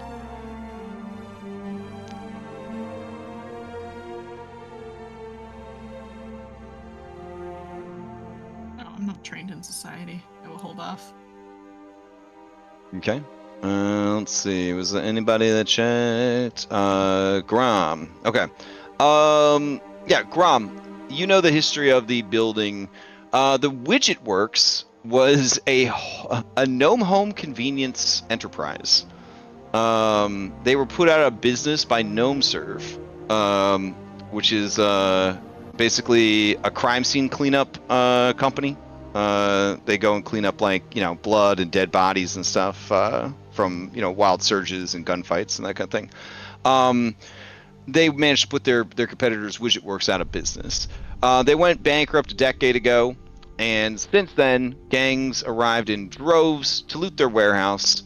But all that the gnomes left behind were ingenious yet unpopular devices like the hand crank egg whipper, and reusable tinder twigs, leg-powered horse machines, like as seen on TV kind of stuff.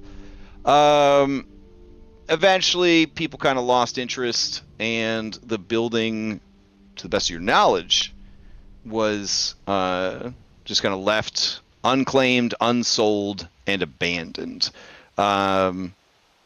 Generally, buildings like that become homes for vermin, goblins who don't like paying property taxes, gangs looking for hideouts, and homeless communities, which are illegal in Alkenstar, because failure is viewed by society as a personal weakness, and so you shouldn't get any handouts, including a roof over your head. Capitalism. So anyways, you recall this information as you're heading across town, even kind of humming the jingle to the old Widget Works adverts that they would shout on street corners and whatnot. As you arrive, you are immediately confident that this is the hideout of the Powderkeg Punks. Fair enough. rude and lewd graffiti is everywhere. Bright neon colors of it looks like an early 90s stoner's skateboard has vomited all over the place. You could hear the sounds of loud, rude music coming from inside the building, as well as the occasional firecracker, gunshot, and rowdy, bawdy laughter. If you have seen the legendary film, live-action Ninja Turtles, it's got big Foot Clan cousining in teenagers vibes to it. You know what I'm saying? Man. Yeah, you know what I'm fucking talking about. Yeah. They're in there playing foosball, setting off fireworks, making bongs out of guns that are loaded. Yeah, I mean, you could just close your eyes and imagine the hoodlum shenanigans that are going on in that building. If your character has a weakness for hoodlum shenanigans, I will need you to make a will save to resist the siren's call of going in there. Damn. All right. So as you guys look around, Jericho is heading straight for the building. Nope. Jericho, let's go. You want to go now? Okay, we're going now. Let's go, guys. Oh shit. No. Let's think this over, team. Okay, so you guys kind of pull Jericho aside.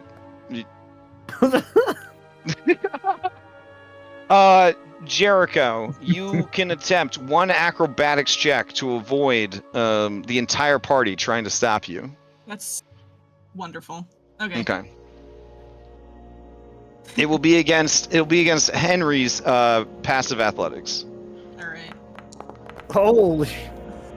Rough. God damn. Okay, so you better think of a plan quick, because apparently Jericho wants to go in and see what all that rowdy music is about. It's calling to me. Alright, let's see. Jericho, who will feed Roxy after you die in there? Oh shit. Do you feel that would slow you down? That would slow me down. My baby Okay. Roxy. I'm so attached to this dragon. Oh my god. Okay, well, I'm going to play some of this fine music that they're listening to inside. I'm sure it will not continue to apply the siren's call effect on you as you are talked down from the edge thinking about your dragon baby. Parenting. That's what saved you.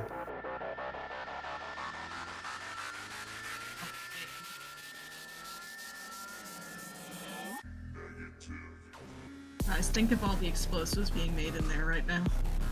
I don't think they're making explosives. Oh man, I think yeah, they're you guys see setting them off. strobing. You see strobing lights going off through the broken glass windows. You hear rowdy cheers. Back in my day, I'd be hosting one of these parties. Back when you still had flesh on your bones? Yeah, when I still had skin. It's skin in the game. Yeah. Ways than one. Is it possible the way the widget works set up that maybe, I know Jet, I think, is fairly, actually, I guess I'm fairly stealthy. Could get up there. Well, and there are peek through two the window? there are two obvious entrances to the warehouse: the front door and the side loading door. You imagine that there's probably roof access as well. There could be sewer access, but sewers are always risky. See my earlier note about there are areas with random encounters. Are we the only people out in the streets here? Or are there like other people walking by? The area seems devoid of pedestrians here at almost 11 o'clock at night in a very, very bad part of town where a very dangerous gang of terrorists is partying. Makes sense. Yeah. People have work in the morning, dude. They work like 2 or 3 jobs. So, is it possible, like I said, to get a peek in through a window or something? Nature? I mean, anything's possible. If you roll good dice, you got skills. Tell me what you're trying to do. And who's trying to do it? Well, maybe we shouldn't do this right now. You know, I could probably blend in real nice. I can walk in, make some explosives, and they'll go crazy for me. I doubt. I'd be a celebrity. The camera cuts back to Jericho's incredible acting skills during the last gathering of information. This cuts And then- to what and I'm then cuts- currently thinking. Jericho's gonna go in there and pretend to be somebody's grandma. You kids need to turn down the music. I have big doubt, Jericho. I bet I could do it. And I think you could shoot somebody. Yes. I can also do that. Yeah. But I don't think you can blend in. What are you talking about? I'm I'm a skeleton. I blend in anywhere. Okay. I don't believe you. I don't believe it either, honestly. I was just kind of talking out my ass there. Well, you partying folk, how many does it sound like are in there based on the sounds of partying? Ooh, this would be a DC 25 hidden seek to see if you could hear over the music and the rowdiness just how many are in there. Grom's gonna, if there's a window that he thinks he can get up and look through, there's nobody obviously outside, he's gonna try and sneak up there and peek inside. There just so happens to be a skill called sneak. I believe in you, Grom. That was Henry seeking, not sneaking. Okay, that was your seek. Very good. And that, alright, so, Henry, you are confident that there are at least a dozen people in there. At least a dozen. Sounds like at least a dozen. Now, as you say that, you guys look around for your boy, Grom, but he does not seem to be nearby. You were going to look in a window, yeah? Correct. Okay. All right. Hold on a second. Okay. You look in the window, and you see a. Well, here's the description of it. You see the warehouse reception area from the window that you have chosen, and let's see. It is roughly 15 foot by 25 foot ish room? Question mark? Might be 15 foot by 10 foot that opens up into a larger room. But everything is trashed, burned, graffitied, the whole deal. They don't seem to have a guard posted here at this hour. All right. I don't see any people in there at all from here. Nope. Is there another window I can move to try and get a better look? Yeah, I mean, there is around the corner another window, but you are confident it looks into the same room. There is another window further down. I'll head down there then. Okay. The rest of the party, Grom has wandered off. Are you just gonna hope for the best, or are you gonna follow? I will join him. Oh, okay. All right. I'm sneaky. All right. In that case, let me set up the map a little bit for you. Ash is like, they weren't supposed to go here yet. We were supposed to do a rodeo today. It is okay. It is okay. Like the adventure has many paths, despite being linear. Life has so many doors, Ed boy. Exactly. Let's see. Aw, I turned all my lights off because it got too dark. That's just quitter behavior right there. Hold on. Let's see. Sometimes the stuff is smarter than it needs to be. Does that make sense?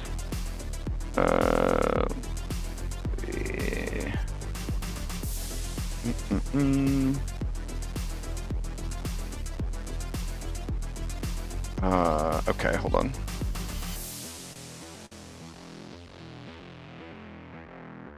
All right. And then bring that person over here. Yeah, because you never know like what time of day it is for these sorts of things, so it's just kind of like, yeah. But give me a sec. I have to readjust for this time of day.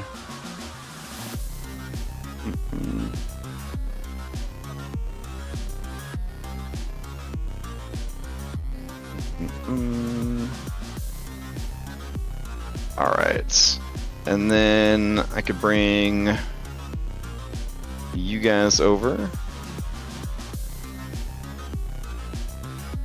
and it immediately switched you guys back to your defaults. I don't know why it won't let you guys keep your costumes in between scenes. So it makes me sad. Let's see. That's okay. And I'll bring you over to the map.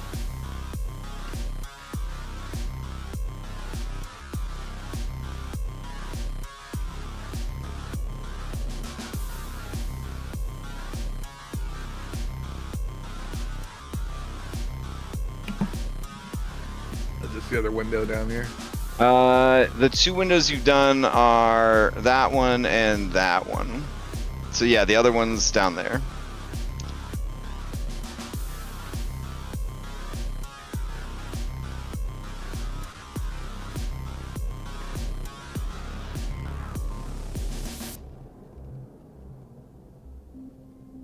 Not much in here. I see some sort of creature. Yeah, there's something sleeping in the corner. It's a dragon. It's rather large, whatever it is. Can I try and get a whiff of it? You want to get a whiff of it? Yeah, I guess the window's probably closed. Oh, you said the windows are broken. It's like, does it smell like a animal of some sort? You can give me a seek and a recall knowledge. Seek.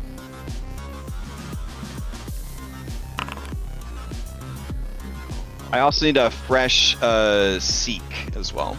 Or not, sorry, seek. A sneak. A fresh sneak. So let's see. It has a reptilian smell to it. Maybe it's a snake or a lizard of considerable size. Right. Whatever the case, it seems to be asleep. Man, how's it sleep to this music?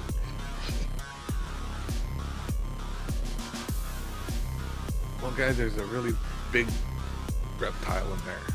It's sleeping. Yeah. It looks Good. bitey. It looks kind of bitey. I don't want to get pitied. What? There's no one here though? I don't see any people in there yet, but there's obviously some in there. You hear over the music, Henry, because you're training your ears, trying to kind of keep a head count, everybody. You hear a sad, well, no, not a bark. You hear a sad kind of honking sound. It reminds you of the Pachyosaur that saved your guys' lives. Again, not the same Pachyosaur, but it has that sound to it, that desperate, oh god, I'm in a bad way sound to it. Team, there seems to be a distressed creature in there. It reminds me of when we all met. I mean, it lingers off and stares off in the distance. Are you You're- reminiscing? Hero the Pachyosaur? Yeah, It happened like last week. yeah, the greatest of us all. Yeah, I miss him every day. Sounds like quite a legend. Yes. Well, should we? Don't Go they have a inside, or reputation for we blowing can go creatures on up? We can go up on the ceiling, on the roof. How tall is this place? Like 2 stories or something? Let's see. Unless otherwise noted, all the ceilings in the warehouse are 30 feet high. So the roof is 30 feet up. In a system that says, I dare you to climb. I'm gonna bring a rope up there for you guys. A what? A rope? I don't have a rope. I have a And rope. I don't climb.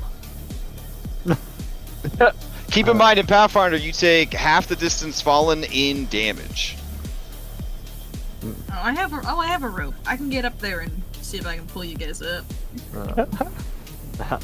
want Henry to? also has rope. Henry probably has everything with his bag. Fair enough. Well, I think I want to go up there anyway to get a good vantage point. You know what I mean? Mm-hmm. So you had mentioned earlier, I thought that this gang was led by a monkey goblin. Is that what you said? Yes, yes. What is it? What is that? Do you want to do a, it would be a society or a Gerblin lore, to learn more about monkey goblins. Oh, those are. I don't have Somehow I don't have goblin lore, but I have society. Listen, I don't have white American lore, and I'm proud of that. So. Oh, also we got a climbing kit, guys. Henry produces a climbing kit. Oh, very nice. Nice. Yeah, so monkey goblins are an offshoot of the goblin race adapted for life in the high leafy canopies of Galarian's tropical forests. Equipped with rat-like prehensile tails, monkey goblins are as at home in the trees as they are on the ground. This also makes them excellent sailors, and they love being pirates. Monkey goblins, if we get a little more racist, on the whole, are fast, but foolishly impulsive and disagreeable. They are small humanoids.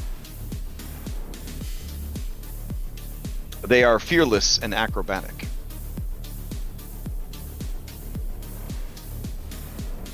Probably climb really well. They do have a natural climb speed. Oh, we're gonna climb up there? Sure. I just rocket jump up there. Okay. Do you need to do anything to see if you blow yourself and your allies up, or? Yeah, I do. Okay. Now here's the thing. Oh, Lord. You guys might be under the. You're already committed to this. You might be under the impression that because it's loud and boomy inside, that they don't notice loud and boomy things. But these are a people whose business is loud boomy. So just keep that in mind. I was under the impression it was loud and boomy in my blood. But we've already committed to it, so give the mechanics to launch yourself onto the roof. All right, I'm trying to build tension. To build some tension here. All right. I got you. I All right. don't know what button it is. Help. What is this? Does it explode? Gosh, I don't remember what my abilities are.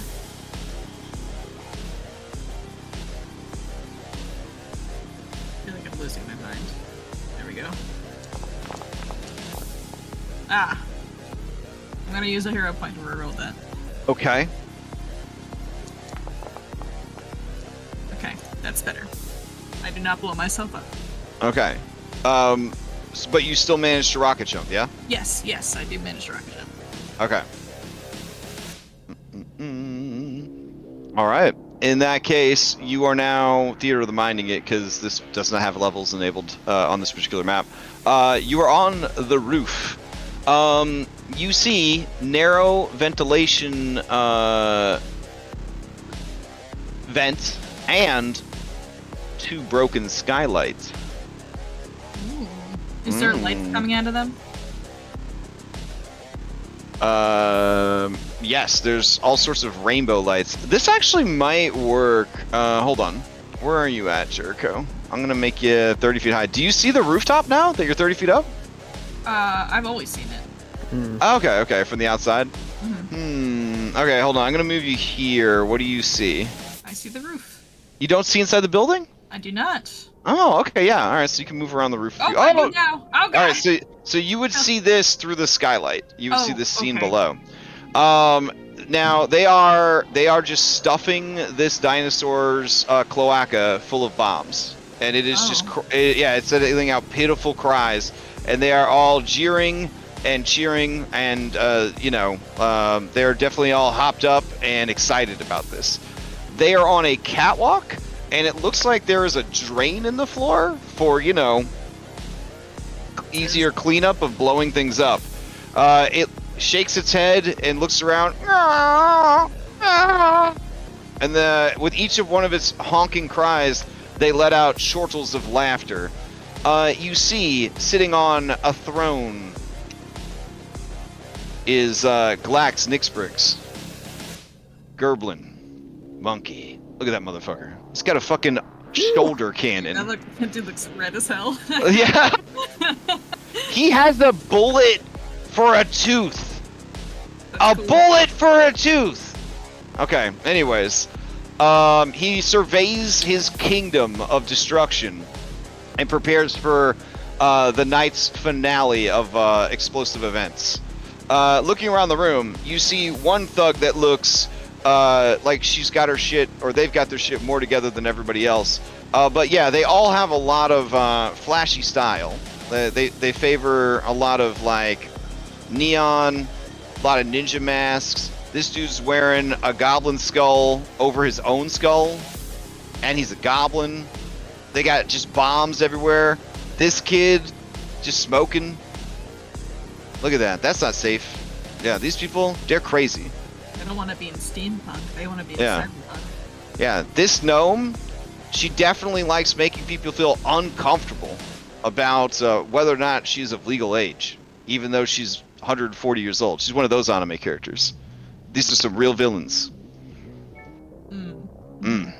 Interesting. Okay. I am going to step away from what I see and return to the party. Okay. And kind of lean over the roof.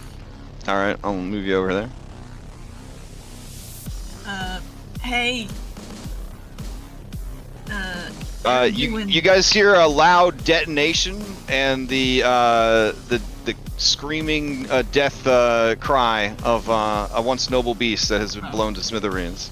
Never mind. I was about to say they're doing some animal abuse in there, but I think they finished. Henry pointed that out a while ago, but that's fine. Should we have done something? Was that on us? Probably. Oh. Well. Anyway. Do we want to do something now about it? It wasn't chicken, was it? No. Chimpanzee. I kind of do want to do something. Did you get a count? How many did you see? 7.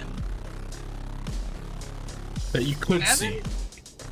Yeah, I'm counting them in my head. I think there was 7, including the boss. What do they look like? You do a quick head count. Your character's pretty smart. You think it was closer to 10. Oh, 10. Yeah. 10. Yeah, but I could see. There's a drain in the middle though. So that might be something. But if we're gonna go do this now, hey Kelly, do you got any of those band-aids for my bones? Oh, also Jericho, could you give me a sneak, real quick? Oh, sure. I have a stealth penalty currently, so.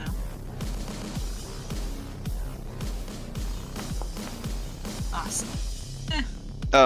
Okay, can it be a hidden one? Sorry. Oh, I'm sorry. Yeah. I'm sorry.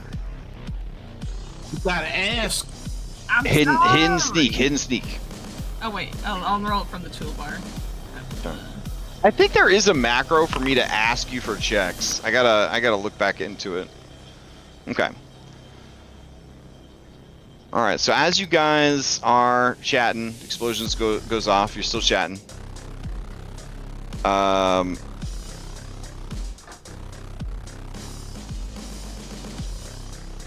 The side door opens, and person pokes their head out, and they say, "What do you want? If you're here to party, we'll wind it down for the night."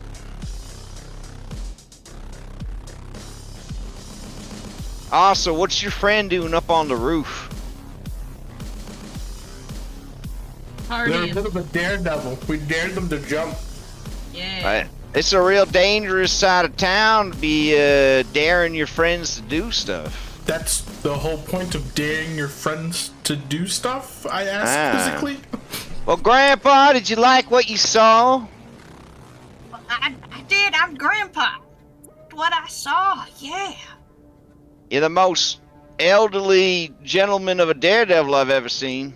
Well, you know, I like to get out from the wife and do some crazy shit. This your wife over here? Evening, ma'am. Just nods. Yeah. Nah, I don't know if you folks, I don't know what exactly you're getting up to here on this side of town, but I think you might be lost.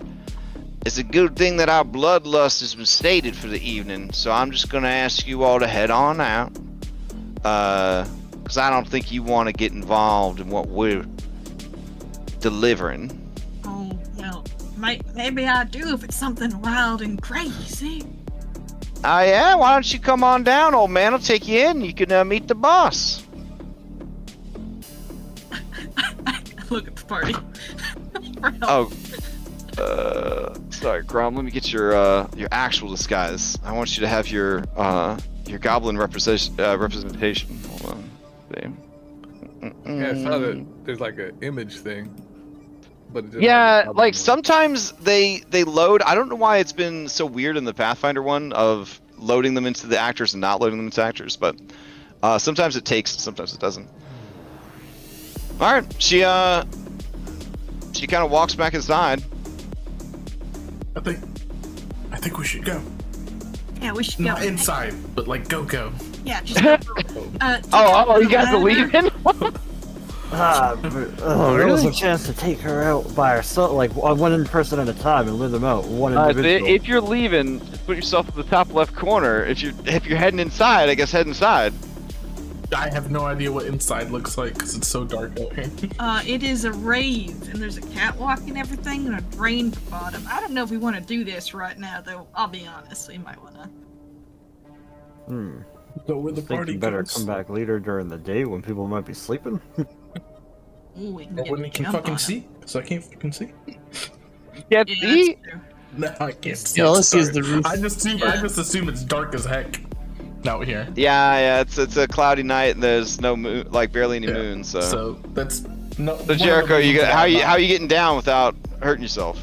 I trust killing McCain, so I'm going to. Okay. I just jump. Okay. All right, Kelly McCann, are you gonna try to catch them? Oh, I didn't mean it that way. I mean they could like fix. Oh, it. is that put you No, back they're together, 60 Humpty Dumpty SEs. style? Okay. If they want to try to catch me, they're welcome. All right, I believe that you can try and take less damage from a fall with a reflex save. Falling on a creature. So if you want to fall on a creature, there is a rule for it. Yeah, I believe it's like half damage from the fall. If you land on a creature, that creature must attempt a DC 15 reflex save. Landing exactly on a creature after its long fall is almost impossible. On a crit success, the creature takes no damage. On a success, the creature takes bludgeoning damage equal to 1/4 of the falling damage that you took. Failure, the creature takes bludgeoning damage equal to half the falling damage you took. And critical failure, the creature takes the same amount of bludgeoning damage that you took from the fall. Wow, it's like mitigated Dragoon rules. That's kind of neat.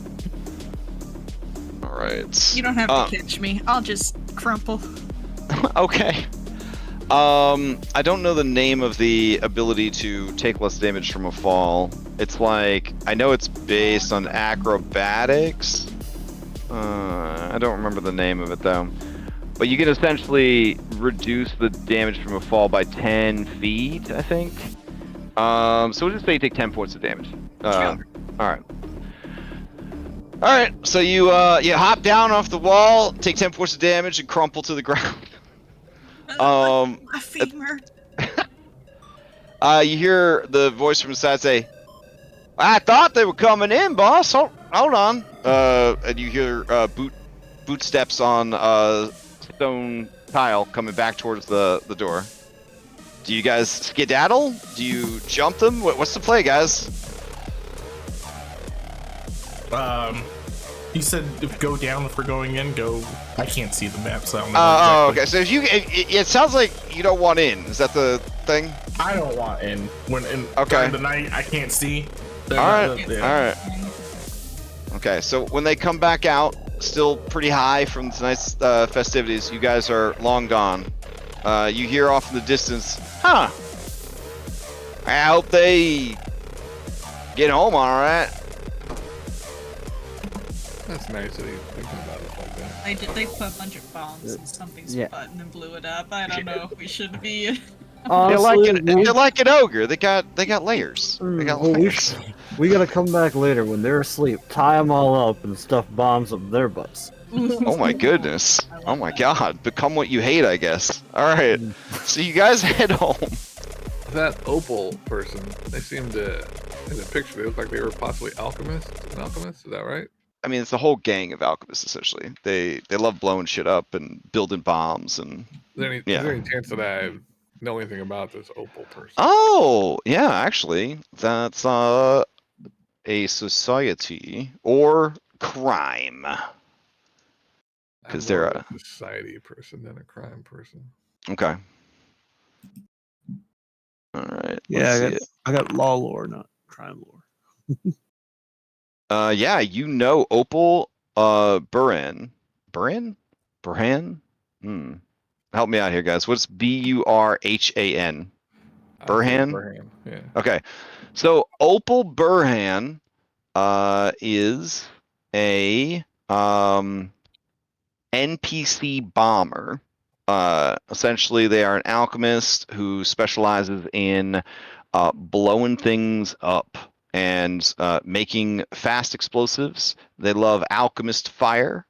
They are known for their special move, the bombing run, that allows them to take a stride action and throw 2 bombs before, after, or during the movement. Almost a 5th edition character.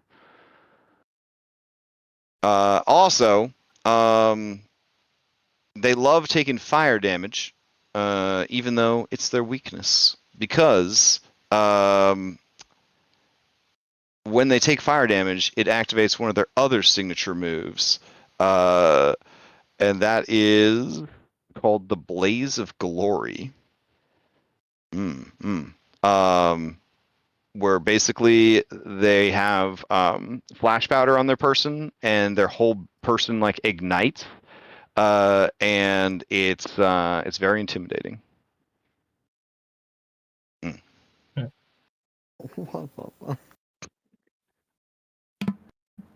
telling you, the monsters in the system are chef's kiss. Like, they spare no expense. All the monsters, it's incredible.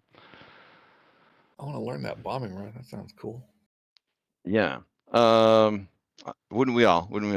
That's why I had to preface that they were NPC bombers. I think there are similar moves though. As you get higher in level, they'll let you move and attack and move again. Depends on the class.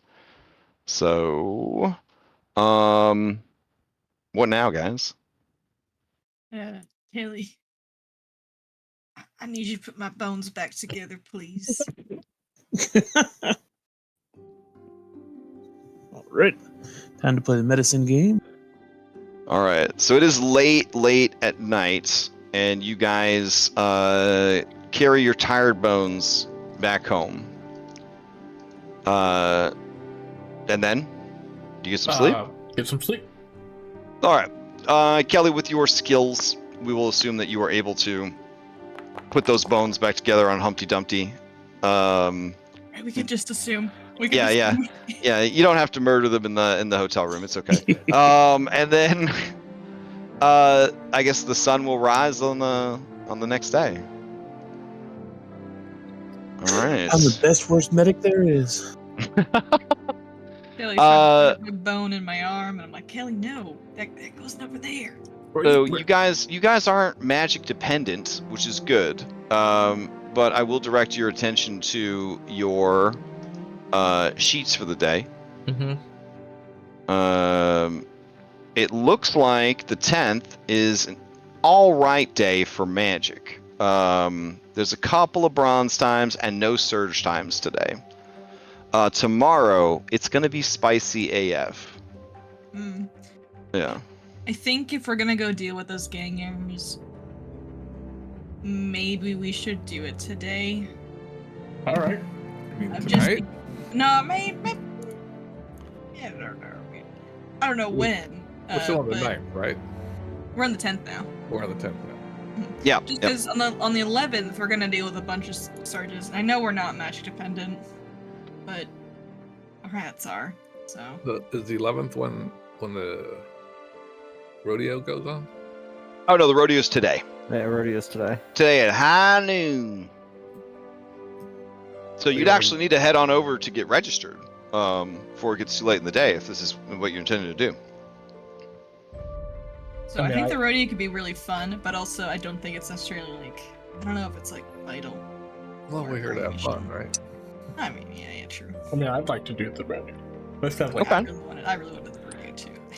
I didn't want to I mean, you don't gotta tell your boss that you already solved the mystery. Pull like a psychic detective agency, you know, really milk them for hours. You know what I'm saying? Yeah. Like they catch you and Gus down at the arcade, and you're like, oh yeah, we solved the mystery 3 days ago. Is this a money thing we can earn by doing it? Do you think that this fine Paizo adventure considered that? Of course they did. Oh yeah, they did. So yes, they're you can earn some money. Some might say a paltry amount. But more importantly, you get VIP access to the Longhorn Lounge Casino. Mm-hmm. Which we don't really need to go to now. And bragging rights. So it won't be like a waste of time. We'll get money out of it, which is always good in this economy. Yeah. Plus access, which Plus could come in access, handy yeah. later. Yeah, definitely. And bragging rights. And That bragging we rights. can only use for that disguise. Yeah. Yeah. Man, having to walk around these disguises is kind of rough. Oh well. All right. Yeah. So let's go get registered, team. We're a rodeo team of 5. Yeah. Yeah. So because none of you are rodeo stars, you would be in the rookie division. So if you won the grand prize, it would be 10 gold pieces, because you know everything in this is video game levelly, essentially. So you'd roll up and they'd be like, "Who the fuck are you?" Also, even if you were, you'd have to be in disguise anyways. So I guess we should figure out what your disguises are going to be like today, because are you going to enter as yourselves? I will put on a disguise. Okay. Or we can do like really like big balls and go as ourselves. Oh damn. Rodeo. This big public events Yeah. where they're going to say your name over the loudspeaker. Yeah. Okay. It's It's gonna be on the radio. They're gonna Yeah. be like, okay, just Okay, check. but imagine the cutscene Crash would give us of Loveless and Almond Oh man, I on have. the What's he radio. doing? I can't wait for them to ask me my name. I got one prepared. Oh, very nice. Does anybody need a random cowboy generator name, or do you want to come up with it yourself? Pulling up a generator right now. Okay. Because I have a link here if you need. I'll post it in the chat.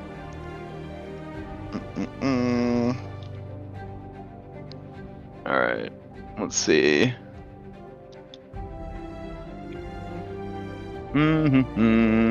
I gotta go and grab some tokens off my drive because I don't have them downloaded to this machine. Ugh. Alright. I don't think you should turn to a horse. That's not very helpful. Oh my god. Alright.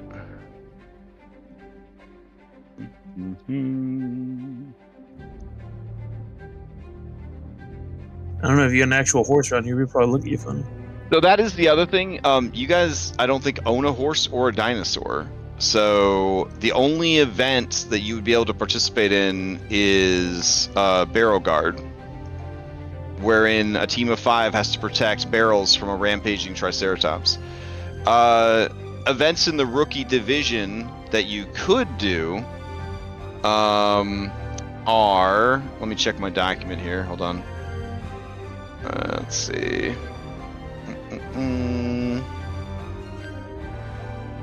Rodeo. Alright. The other 2 events available for rookies are the tie-down roping and the steer wrestling. Are you guys interested in borrowing a horse for either of these events? Do you want me to give you a bit more information about them? Tie down roping. Can I get more information? Yes. Tie down roping is a rodeo event that features a dinosaur and a rider mounted on a horse or dinosaur. The goal of this timed event is for the rider to catch the dinosaur using a lasso, dismount from their mount, run over to the dinosaur and then restrain it by tying their legs together in a hog tie fashion. So essentially, you command an animal for riding, or if it's a clockwork animal, you can use crafting. Then there is a ranged trip attack to try and lasso the creature. Then you have to do 3 successful thieveries, which are 2 actions each, to do the hind legs, the forelegs, and apply the hog tie. First place does it in 3 rounds or less, which would be a perfect showing. Second place is 4 rounds. Third place is 5 rounds. Fourth place, you're just kind of like you dunzos. So it's you have to be good at athletics, either nature or crafting, and then thievery. I'm only good at one of those. Spear wrestling, also known as bulldogging, is where you start off on a horse, you chase down the steer, you jump from the horse to the steer, and then you wrestle it to the ground with no tools except your badass muscles. So you would nature to command an animal or crafting to pilot. Then you would do a leap action from the saddle, which is athletics, and then you would have to do 4 athletics checks. A grapple, then you force the prone, then you pin, and then you hold the pin. If you could do it in 3 rounds or less, it's a grand prize.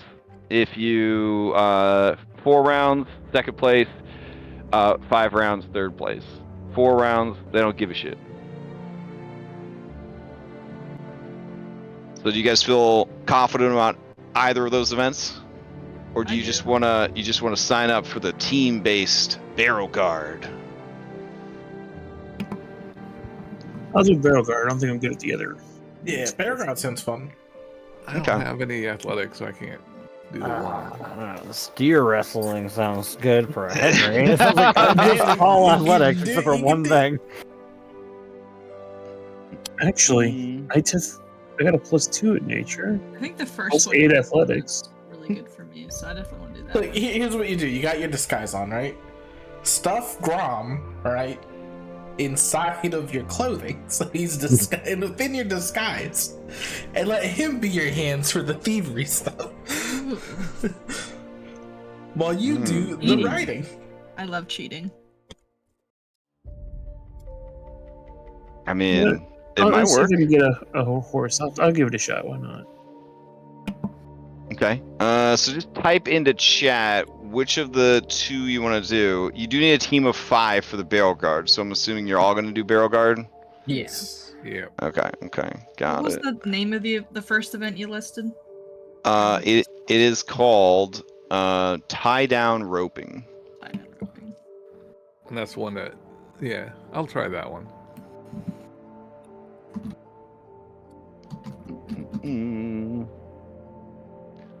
All right. And can we get our mud-making dragon friend to be our 5th for Barrel Guard? We I have thought 5. there were 5 of you. Oh, there were 5 of us. Oh, sorry. Oh gosh. Who are you kicking out? Yeah, who are you leaving out? Let's see. Well, everyone wants to be That's tied cool. down, huh? Yeah, Henry's going with the steer wrestling. Yeah, those like 4 athletics checks. That's why I'm only like. I mean, I got a good athletics, but it's not that good, you know. I have admitting athletics, and I have no nature and no crafting.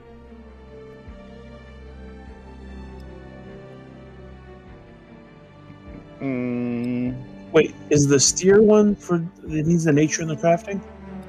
It's nature if you have a living mount, and it would be crafting if you have a mechanical mount.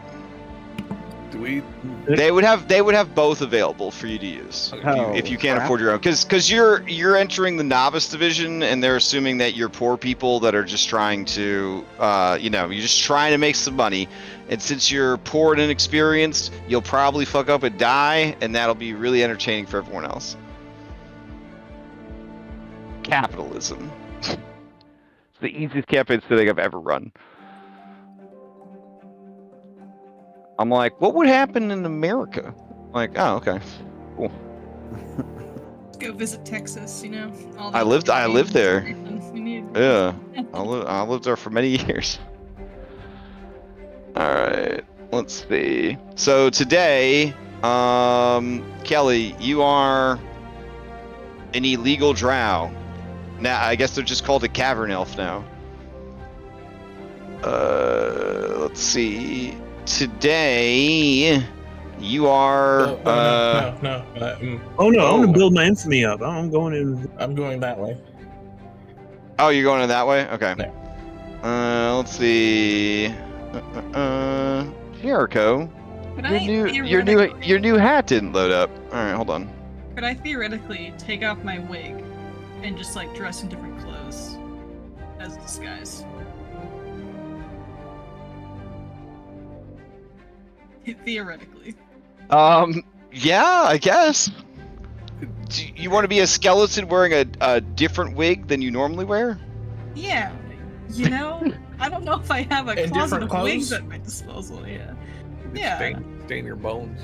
Yeah, Okay, yeah. It can okay. stain my bones, you know. Let's see. Henry's new token didn't take either. I wonder if it's a caching issue. Might be a caching issue. Anyways, I guess you're like Western Samus today. There you go. And then Grom, did your cache go through? Nope. All right. So let's see. Yours is. You are a catfolk. We could take some ash and like just rub it all over your bones and turn you dark. There you go. Yeah. She takes off her wig. She takes out the oranges that she stuffs in her shirt, and you know she just puts on different clothing. Okay. Those were oranges? Oh man. All right. Yeah, they were. Dang. Vashon lied to me. All right. So, let's see. Do you guys have names that you're gonna register as? Yes. Yes. I have to ask, Jericho. Am I just supposed to be making you a Brook mini right now? Okay. Yeah. All right. Give me a second. Yeah. Okay. See, you understand that reference now, so it's All right. Let's see what we can come up with. All right. Got it. There we go. All right. So while I'm preparing this most important aspect of all, what else are you guys doing as far as preparation for this? team meeting. Do we have a team name? Okay, so also for the barrel guard, you should know that a Triceratops is it's an extreme encounter for you guys. Oh. Barrels have a toughness 5 and only 20 hit points. So this thing, if it decides to destroy the barrels, it's going to destroy the barrels.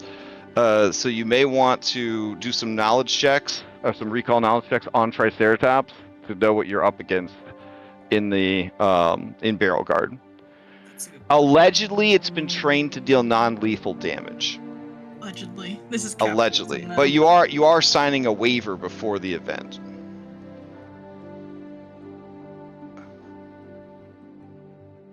All right.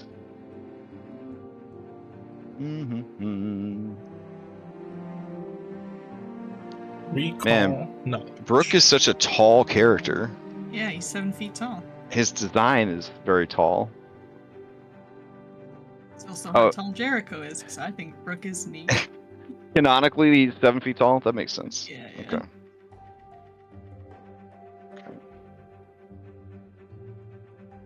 He's an absolute delight. I I took notes on how to interact with women from him, and I was immediately arrested when I went out in public. So. Did you see any panties? No. I can't. I'm not legally. I'm not allowed to say. Cool. So. Let's see. Here we go.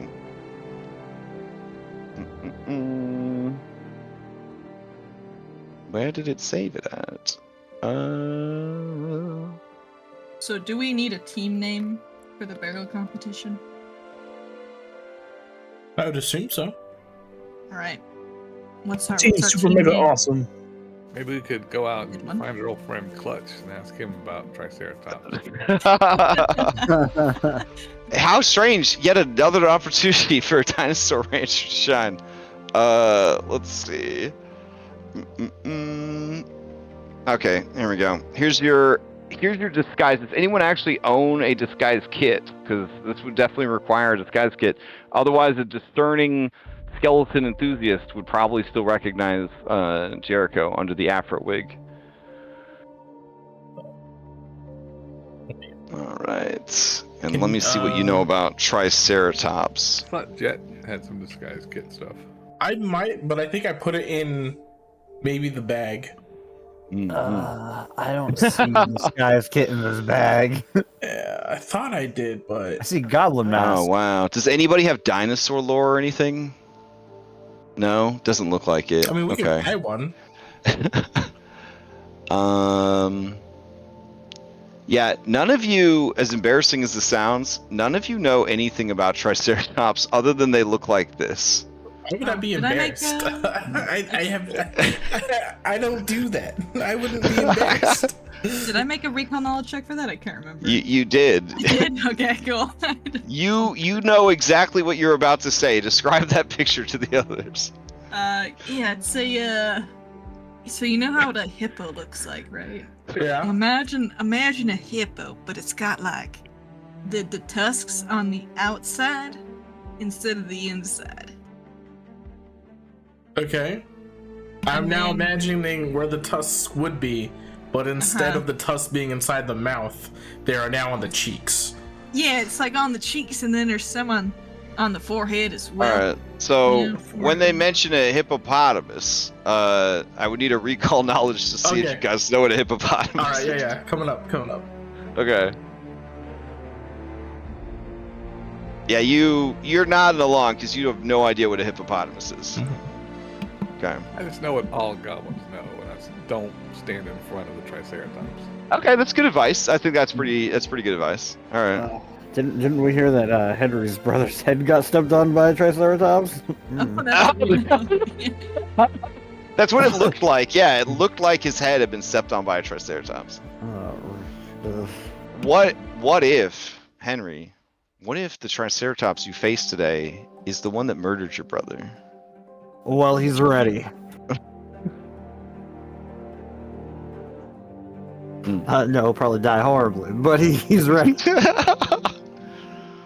No, it wouldn't be, because you all know that Triceratops belongs to Boots, who is a hardworking bodyguard. He takes good care of his Triceratops. He would never let it be animal abused at the rodeo. You would never let it get stuffed up the ass with bombs. Yeah, some people have tried to protest the rodeo, but they disappeared. Capitalism.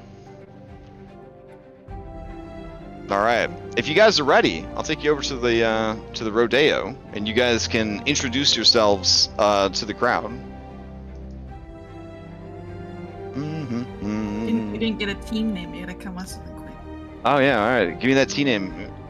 I'm gonna make sure the scene's set up. I gotta, of course, fix your minis every single time I move you to another scene, and I just cry quietly until I figure this shit out. I don't know what's going on, but every so often I get the Inspire Courage buff on my token, and I don't know where You've been saying that for a while. I don't know where it comes from, but it's, I'm just inspired, I guess. I don't know. Okay. Let's see. As much as I love these hats of the skies, they're killing me a little bit inside. because I thought it would be so much easier to make shifting tokens, and for whatever reason, Pathfinder engine fighting me every step of the way on this. We can use theater of mind for the tokens. Alright. What? I don't have an imagination. What are you talking about? Alright. It's okay. Alright, let's see. So, over at the rodeo, let me grab some arena music. I know this map. Oh, I'm getting flashbacks.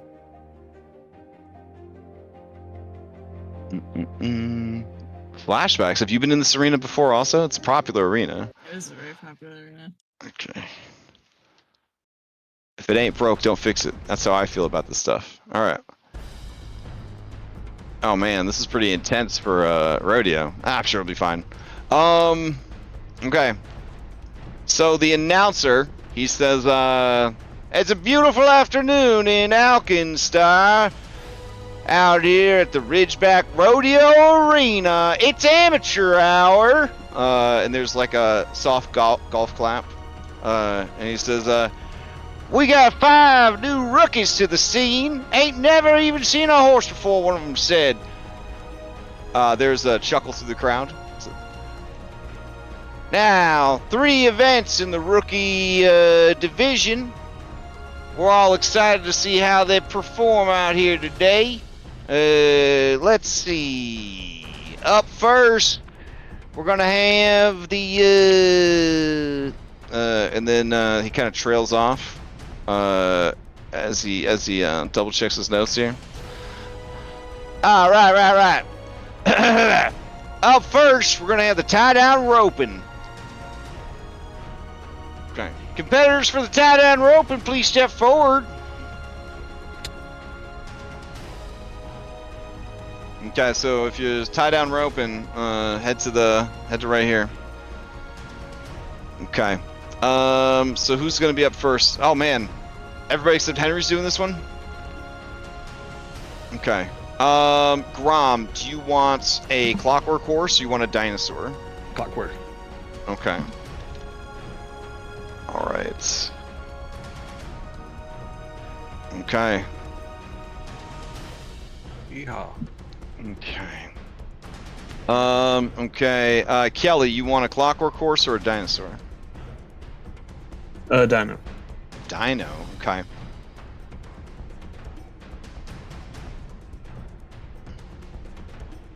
All right. Jet Ree, do you want a dinosaur or a clockwork horse? Clockwork. Okay. And Jericho? Clockwork. All right. Okay. All right.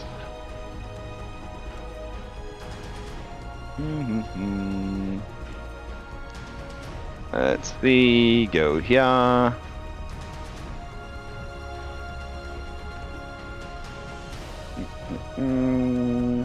Go ahead and grab you guys some babies to beat up. Beating up babies.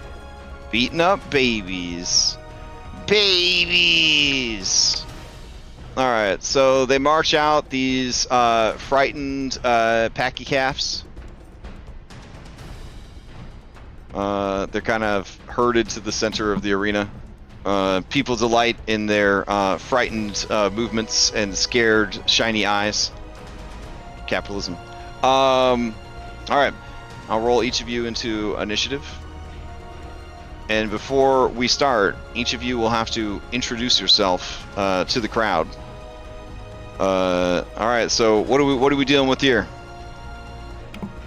Oh, and Grom steps up towards his clockwork horse there. He like whips out his air lasso and starts spinning it around. There's no actual lasso there, but he's sort of like spinning around and that like jumps through the hoop. Okay, okay. And he looks at the crowd and raises his hands. He's like, I'm Roscoe or Hustler McConnell, and I'm gonna win this today. And he hops up on his impatient clockwork horse. All right, beautiful. Kelly McCain. Who do they see? What's happening here?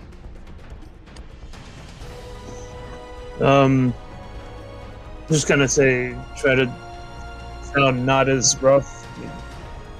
My name is Eris. All right. The announcer says, "A woman, a few words. Just the way I like 'em. Jetri, who are you? Who's in the rodeo today?" Who's in the rodeo today? I introduced myself as Eric with a K. Okay.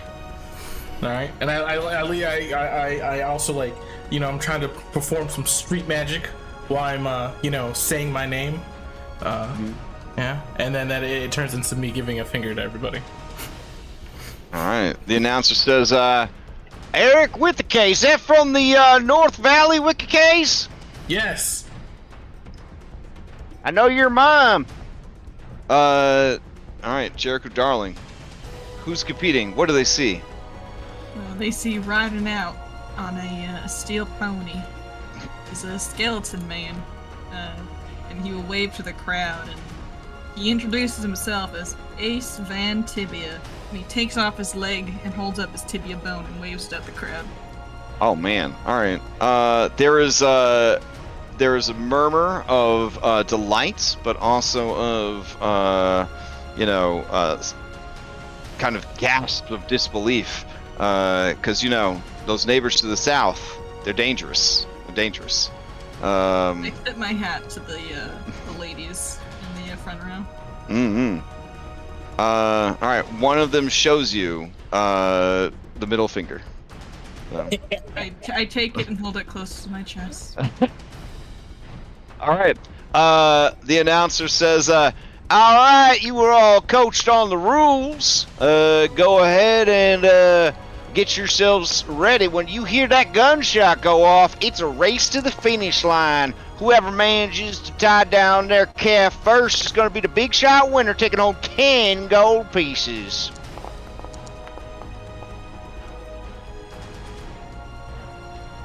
And then you hear another guy murmuring in the background of the PA, and then he says, Oh, my bad. 10 gold pieces is for if the team's able to defeat the barrel guard, but you will get 5 gold pieces if you're the first one to complete this event.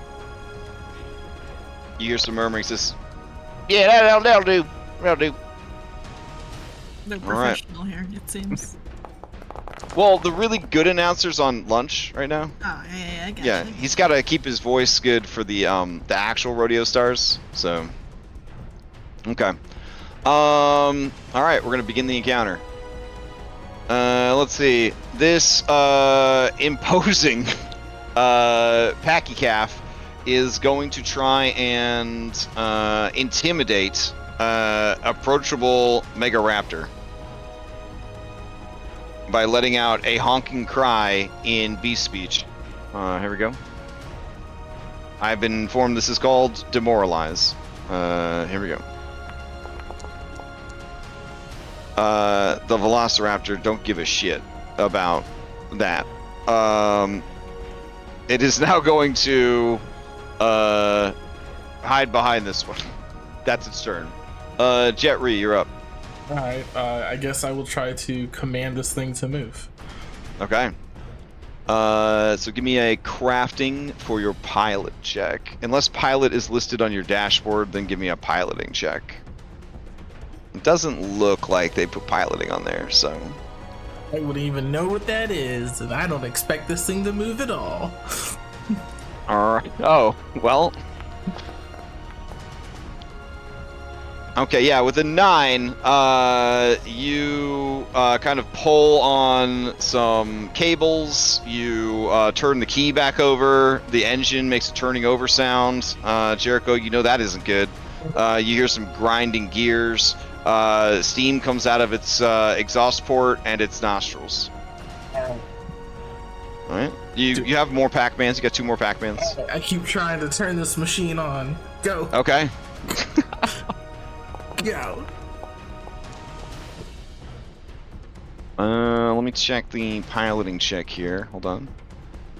Let's see.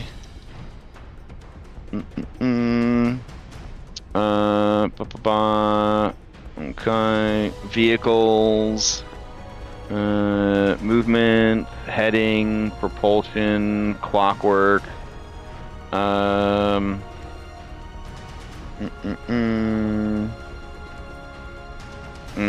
Okay. Piloting a vehicle. Piloting check. All right. It is a DC 15. Oh, So you must try it. You must try again to get this thing up and running. One more. This is literally Mario Kart. You are stalling at the starting line. Yep. With my +1. Oh, it's not happening. Oof. Oof. Okay. With that, there is a loud sort of like kind of bang out the horse's exhaust port, and its head kind of droops. I'm all right. Dismount next turn. Play passes to. I'll go on foot. Play passes to Robust Packy Calf. Robust is going to it's going to look at this skeleton, and it's going to try to intimidate it by letting out a defiant honk, demoralizing you. Because you don't speak the same language, this is going to be it's a -2 penalty. Unless you've been holding out on us. Do you speak dinosaur? No? Okay. Oh shit. This dude. Jericho, you are frightened too. Oh. You did not know that a baby dinosaur could be so scary. Oh, my bones are shaking. Oh. Emboldened by this, it is going to use a stride action to run around in a circle, shouting in beast speech, "Are you not entertained?" And then it is going to try and intimidate your horse. I'm not going to roll because your horse is immune to mental effects. All right. Eclectic is going to go, and seeing the success of its fellow, Grom, it is going to let out a defiant honk at you to try and show you that it ain't afraid. It ain't afraid of you or your big scary horse. But because you also, I'm assuming, don't speak dinosaur, this will be at a -2. I do not. All right. All right. You are not scared of it. Realizing it didn't work, it's going to run and huddle with the others in fear. All right, Jericho Darling, you're up. All right. Well, I'm a little afraid, but I'm gonna overcome my fear. I'm gonna get this thing to move first. Which I believe is a crafting check? It is crafting to get things going, yep. Alright. Got a -2. Okay, yeah. The horse is ready for action. Alrighty. Yep. So I'm gonna move over to this thing. Okay. Be robust. As part of the check, you can move the horse. Rad. I cannot move the horse myself, so. Oh, okay. So. Let's see. All right. And we want to hog tie these things, right? Yeah. So the next step is you make a ranged trip attack against it, to lasso it. So you would target it, and then I guess I should just give you like some bolas or something. Bolas? Yeah. Yeah. All right. I can use my gun, but that's a +1 on it. So. All right, so there's a bola for you. Thank you. Yep. They're gonna want these back after the event. Just throwing that out there. They can try. Right from my cold dead hands. All right, so bola, and I'll make a strike. All right. You know what? This means a lot to me. That 5 gold.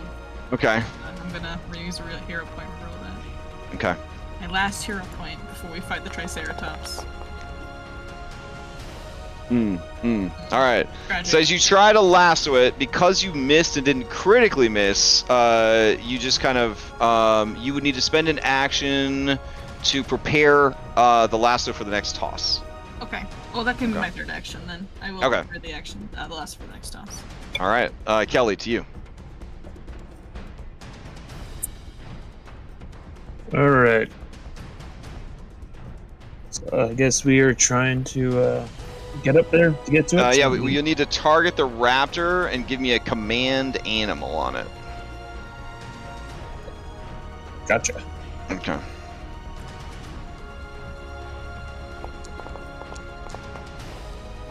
All right. You have enough badges to train this Pokemon. It will move where you want it to go. So, you want to get closer? Where you want to be? I want to get closer to it to try to. All right. So, Raptor runs up to there. Okay. Next step would be, and I'm assuming you guys started mounted with your lassos ready, is to target one of the babies and give me a bola attack on it.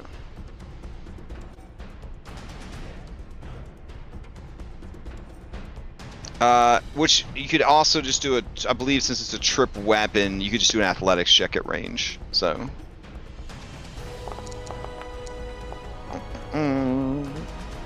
Alright, so that'll work. And then the third step is you gotta dismount so you can start tying it up. Alright. Alright, so you would dismount and then that would be your turn. Alright. Which one were you after? This one right here? Douchey? Yep. Okay. Going after Douchey. Alright, Douchey lets out plaintive cries. Please don't. Please. So it's going to use, let's see. Is there a please don't? Decipher, coerce. No. Well, yeah, sure. Share language unless it says otherwise. Alright, so it's going to be a -2 penalty. There we go. I mean, player characters can't be affected by these things, but still. It does a pretty good job. Like, character development wise, if you are an animal rights activist, this is a heartbreaking scene. But if you're a dedicated Wild West dude trying to win a rodeo, you fight through the pain.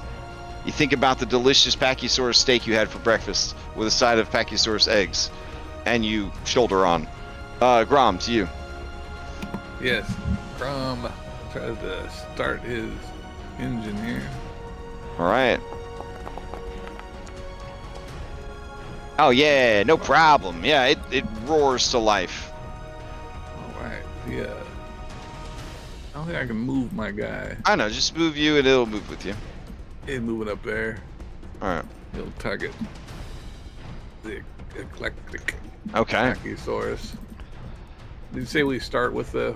Yeah, so you have your bola equipped already, representing the lasso, and then you can make a ranged attack with it, or you can do athletics to show that you are tripping it, or target it and make a trip attack. It's all good. All right. So as you go to grab it, it misses, and then it would be an action to wind the lasso back up for the next throw. I'll re-roll that, baby. Oh, okay. I stand corrected. You have critically grappled the creature. Since it was a critical, I'm just gonna push you into one success, so it already has its hind legs taken care of. Right. That my second action. The third action, I hop off. All right. Top of the round. I wave at the crowd as they jump off. Oh dang. All right. Imposing sees what you're doing, and I'm going to check his courage. There we go. If he gets a 15 or higher, he will try to defend the other dinosaurs. Oh shit. Okay. You are the closest. You're the closest, Kelly. So it is going to try and make a strike against you. Here we go. Oh my god. I saw that 20 that flopped over to 2. And then it will try map. There we go. Let's see. Wonder why I didn't auto roll damage. Probably have to turn that back on. Okay, so 9 points of damage as this imposing Pachysaurus calf rams its head into your side as you are trying to tie up Douchey. All right, and then with its last movement, its last Pac-Man, it'll take a step over to here. Jetri, to you. I see that dinosaur's beating up my buddy. Yeah, that's your dinosaur. I'm gonna abandon my vehicle. So Pac-Man to dismount. All right, Pac-Man dismount. I go here, and then Pac-Man to move. Okay. So 30, and move at 30 now. So I could get, I think, here with my movement. Okay. And then I will try to range bola this thing. Okay.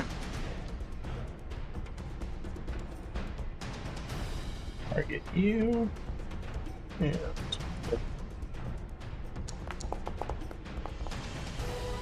Oh, damn. Okay, yeah. So you get a hold of it, and it is already one success into being bound up. And that is my turn. Okay, Robust is up. Let's see. All right, Robust is dealing with Jericho. I'm gonna go and give it a will save. If it gets a 15 or higher, it's gonna try and defend itself. Just curl up and die. Don't defend yourself. All right. So the creature is gonna try and ram you in the leg, I guess. Here we go. Oh, I need my tibia. Wait, hold on. Maybe it's got something spicier here. Oh yeah. Okay, this will be even cooler. All right. It backs up. With its first Pac-Man, it starts to paw the ground like a bull about to charge, and then it spends the last two Pac-Mans on a clobbering charge. Done. Okay. Hold on, it has to hit. Here we go.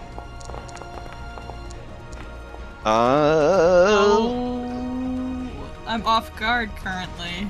Oh, it's because it's reading it as the horse is flanking. Oh, okay. Then that wouldn't hit. Right? Okay, cool. Well, no, wait. It's still got a. +2. Yeah. So that wouldn't hit. All right. Yeah. So yeah, it charges forward, but the horse, you kind of move the horse in the way, and it just kind of dong its little head against the metal horse. All right. Eclectic has given up on life. Jericho, it's you. All right. I'm gonna attempt to range attack this fella again. Okay.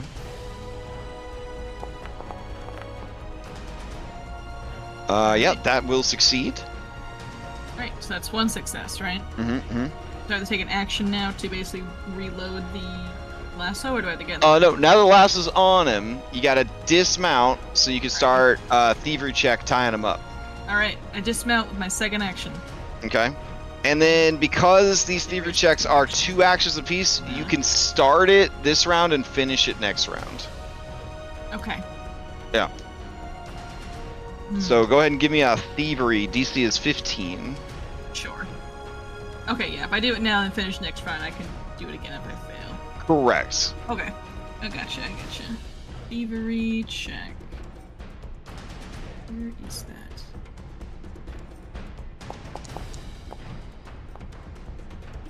Ooh, all right. So that is a success.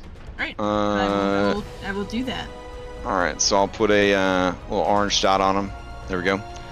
And then let's see. This one has an orange dot already, and Groms has an orange dot already. All right. Play passes to Kelly McCain. All right. All right. So start trying to rope up our. Yeah. So now you can start. You've lassoed him. Now you got to get 3 successful thievery checks. They are 2 actions each. You can start on one turn and end on another turn if you need to. It's DC 15, so if you get a 25 or higher, it counts as 2 successes. Right now, it's a race to 3. Whoever can get 3 on their calf is going to win it.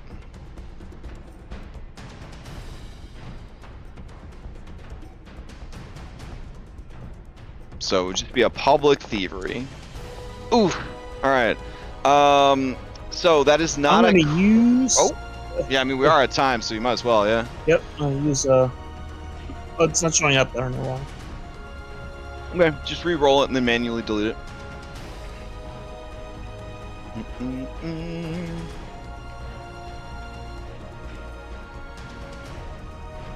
There we go. All right, so that's one success. Okay, and then you have one Pac-Man left. If you wanted to start the challenge, you could, and then kind of go into the next round. All right. We should probably save the check for the next round, but we can see if you succeed now. It's fun. 13 is just shy. You need to be at 15. All right. Use my other hero point. Oh, okay. Never mind. It's just. All right. That takes us to Douchey. Douchey has given up. It's given up. Grom, to you.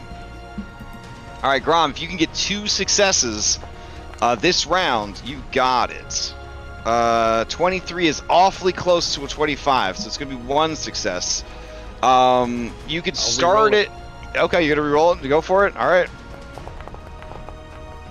Oh, son of a... All right, so it's no success then. And then you could start a check and then finish it next turn, essentially. That's what I'll do. All right. And then, we had a little bit of a late start. Let's just finish this up. Going into the 3rd round, Imposing has been lassoed and is essentially hobbled by Jet Ree.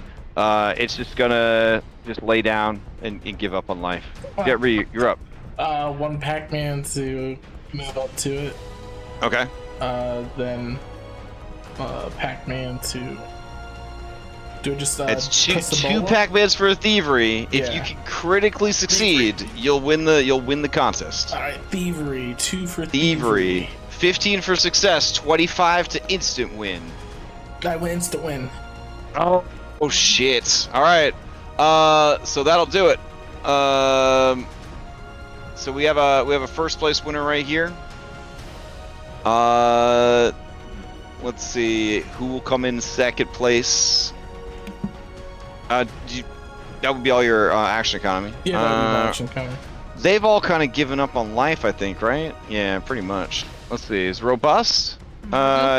You attacked me, so I mean, he might have some fighting spirit left in him. Nah, once you get the rope on them, they're kind of. This happens to them all the time. So, Eclectic. All right, Jericho. All right, so first Pac-Man was finishing the success. Yeah.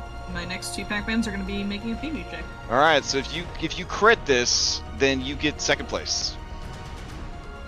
I believe in me. Okay. I believe in Jericho Darling. Wonderful. Hot damn. All right. Then Kelly McCain.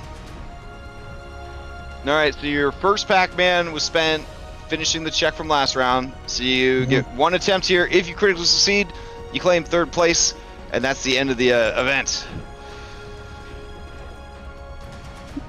All right.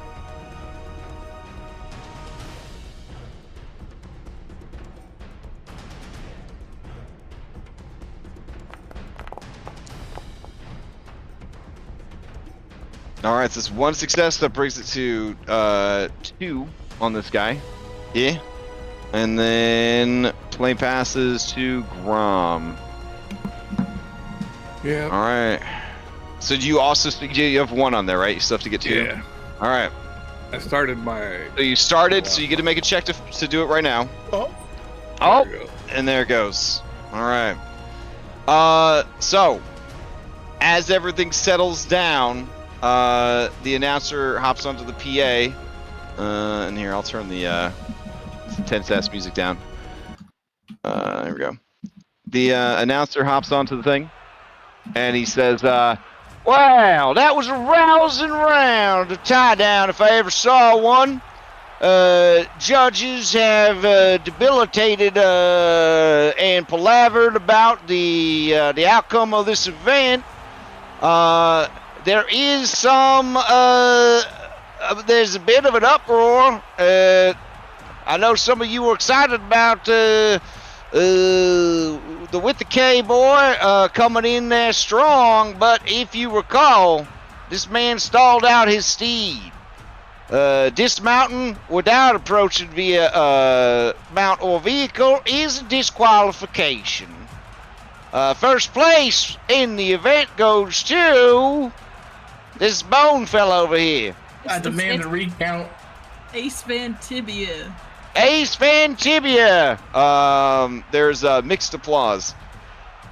Second place goes to this cat fella over here. And third place goes to Susan, or whatever that woman's name was. Eris. Thank y'all for your participation. Hope everybody had a good time. Go ahead and grab yourself some hot peanuts and some soda pop. We're coming back in 10 minutes for some bulldogging action. Do we get to keep the Pachylia cephalosaurus? Oh. Can we please keep They take the bolas, they take the mounts, they take it all, man. Jericho, you are given 5 gold. Grom, you are given a ribbon that says second place on it. And Kelly, you're given a handshake. I do go ahead and give Chet 2 gold pieces.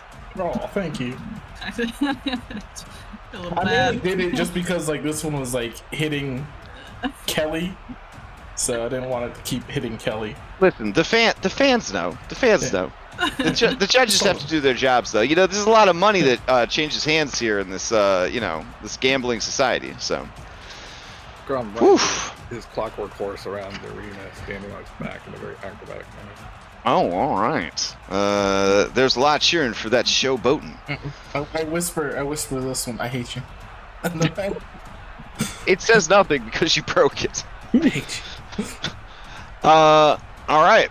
Approachable Mega Raptor. It gives you some playful hip bumps and nuzzles, Kelly and McCain. But really, it's just trying to get at these babies and eat them. Attendants come out and lead him away. They don't need another incident. All right. So we will resume our rodeo adventure next week, I believe, with Henry Ironside's bulldogging a full-grown Pachyosaurus. So that should be pretty exciting. Followed by Barrel Guard, Guardians of the Barrels, Part 3. Well, actually, I guess this will be Part 1 because you've never done this before. And you will face off against the mightiest monster you've ever faced in all of Pathfinder 2, I'm assuming. I saw the stat block. I wouldn't want to be fighting it at level 2 or 3, whatever level you guys are. I wouldn't want to fight it. That's how I die, then I'll accept death by Triceratops. You know? Listen. It's a certified arena champion. It knows how to fight non-lethally. Okay. But it's waiting for next week. Look at that. Look at his eyes. Look at it. Look at his. Doesn't that look intimidating? I can't look at it That because is, I don't know what yeah. it looks like. I mean, it's that rhino looking thing over there. Oh, now I know what it looks like. That's yeah. what a hippopotamus looks like. Oh my god, excellent role playing. So as the session draws to a close, quick announcement: Extra Life is in 18 days. If you know, in an hour from now, it's in 18 days. We had someone betray the fellowship. They signed up and then realized that they couldn't do it yesterday. So we're down a person. I have found 2 people that I could combine into one person to fill their spot. If you feel that you are a fully formed person that could play D&D for 25 hours to help sick children in the hospital, please let me know. If you feel that you respect yourself and your personal health too much to volunteer for such an outrageous stunt, just donate a lot of money instead. That will make up for it, and I will give you 3 Catholic indulgence that you could use to cure your foot or go to heaven. I went to Catholic school. I know how this stuff works. Yeah, that's all I got for announcements. Anyone else have anything? The book club rolled their wheel. Spin their wheel. The book this month is The Battle of the Black Tom. It is... Oh shit, that sounds like a good one. I was looking up the book, but I closed the tab I was looking it up under. Looks really good. It's only a 3-hour listen on Audible. So... Oh. Well, it's not that bad. Okay. A modern alternative... Oh, no, wait. Oh, here, so.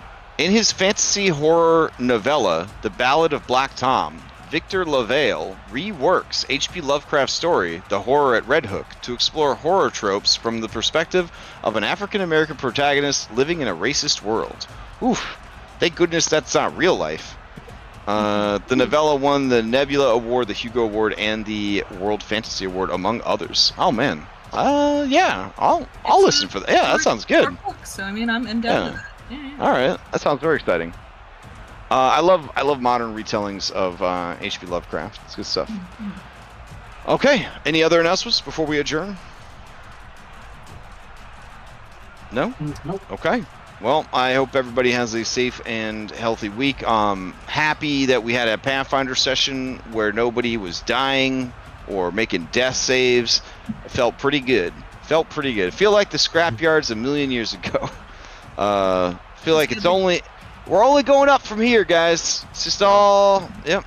Is the other group still in the scrapyard? Grom might give up alchemy and become a cowboy. Oh yeah, he's feeling it. He's kind of feeling like it. that. Yeah. This is Should've won the dice tell the story. Might have caused some friction in our group. Really? Because he thought is he that competitive? He didn't know he was, but it brought out something in him now. Oh man. Oh no. Okay. Well, I mean, if you're so competitive, why don't you enter the next round too? Because he's also small. Can we do both? I thought you said we could only do one. No, you could do both. You're gonna do the team-based one also. So. One of those things looks at him and snorts snot out of his nose. He's running. Keep in mind that these were the babies. The next round you will be wrestling a full-sized one. I'll do the other one too. I only thought we could pick one of the other ones. Oh, okay, nice. Yeah, the way it was phrased, it sounded like you can do one of these and the big Oh, my bad. Would Henry have done this one too? I'm sorry. No, he's terrible at thievery. He would not have done it. Okay, he would have tied himself up. Okay, I got you. Yeah, other ones that you have to be higher level to be include barrel racing, mounted marksman, and I think those are the only other two. Yeah, barrel racing and no, sorry, bareback bronc riding, bull riding, and yeah, those are the other four that there are. So I don't know. Ranged marksman. I mean, that's a pretty cool one. It's a pretty cool one. So, all right. I hope everybody has a good week, and I'll see you around the Discord. Good night, everybody. All right. Goodbye. Thank you.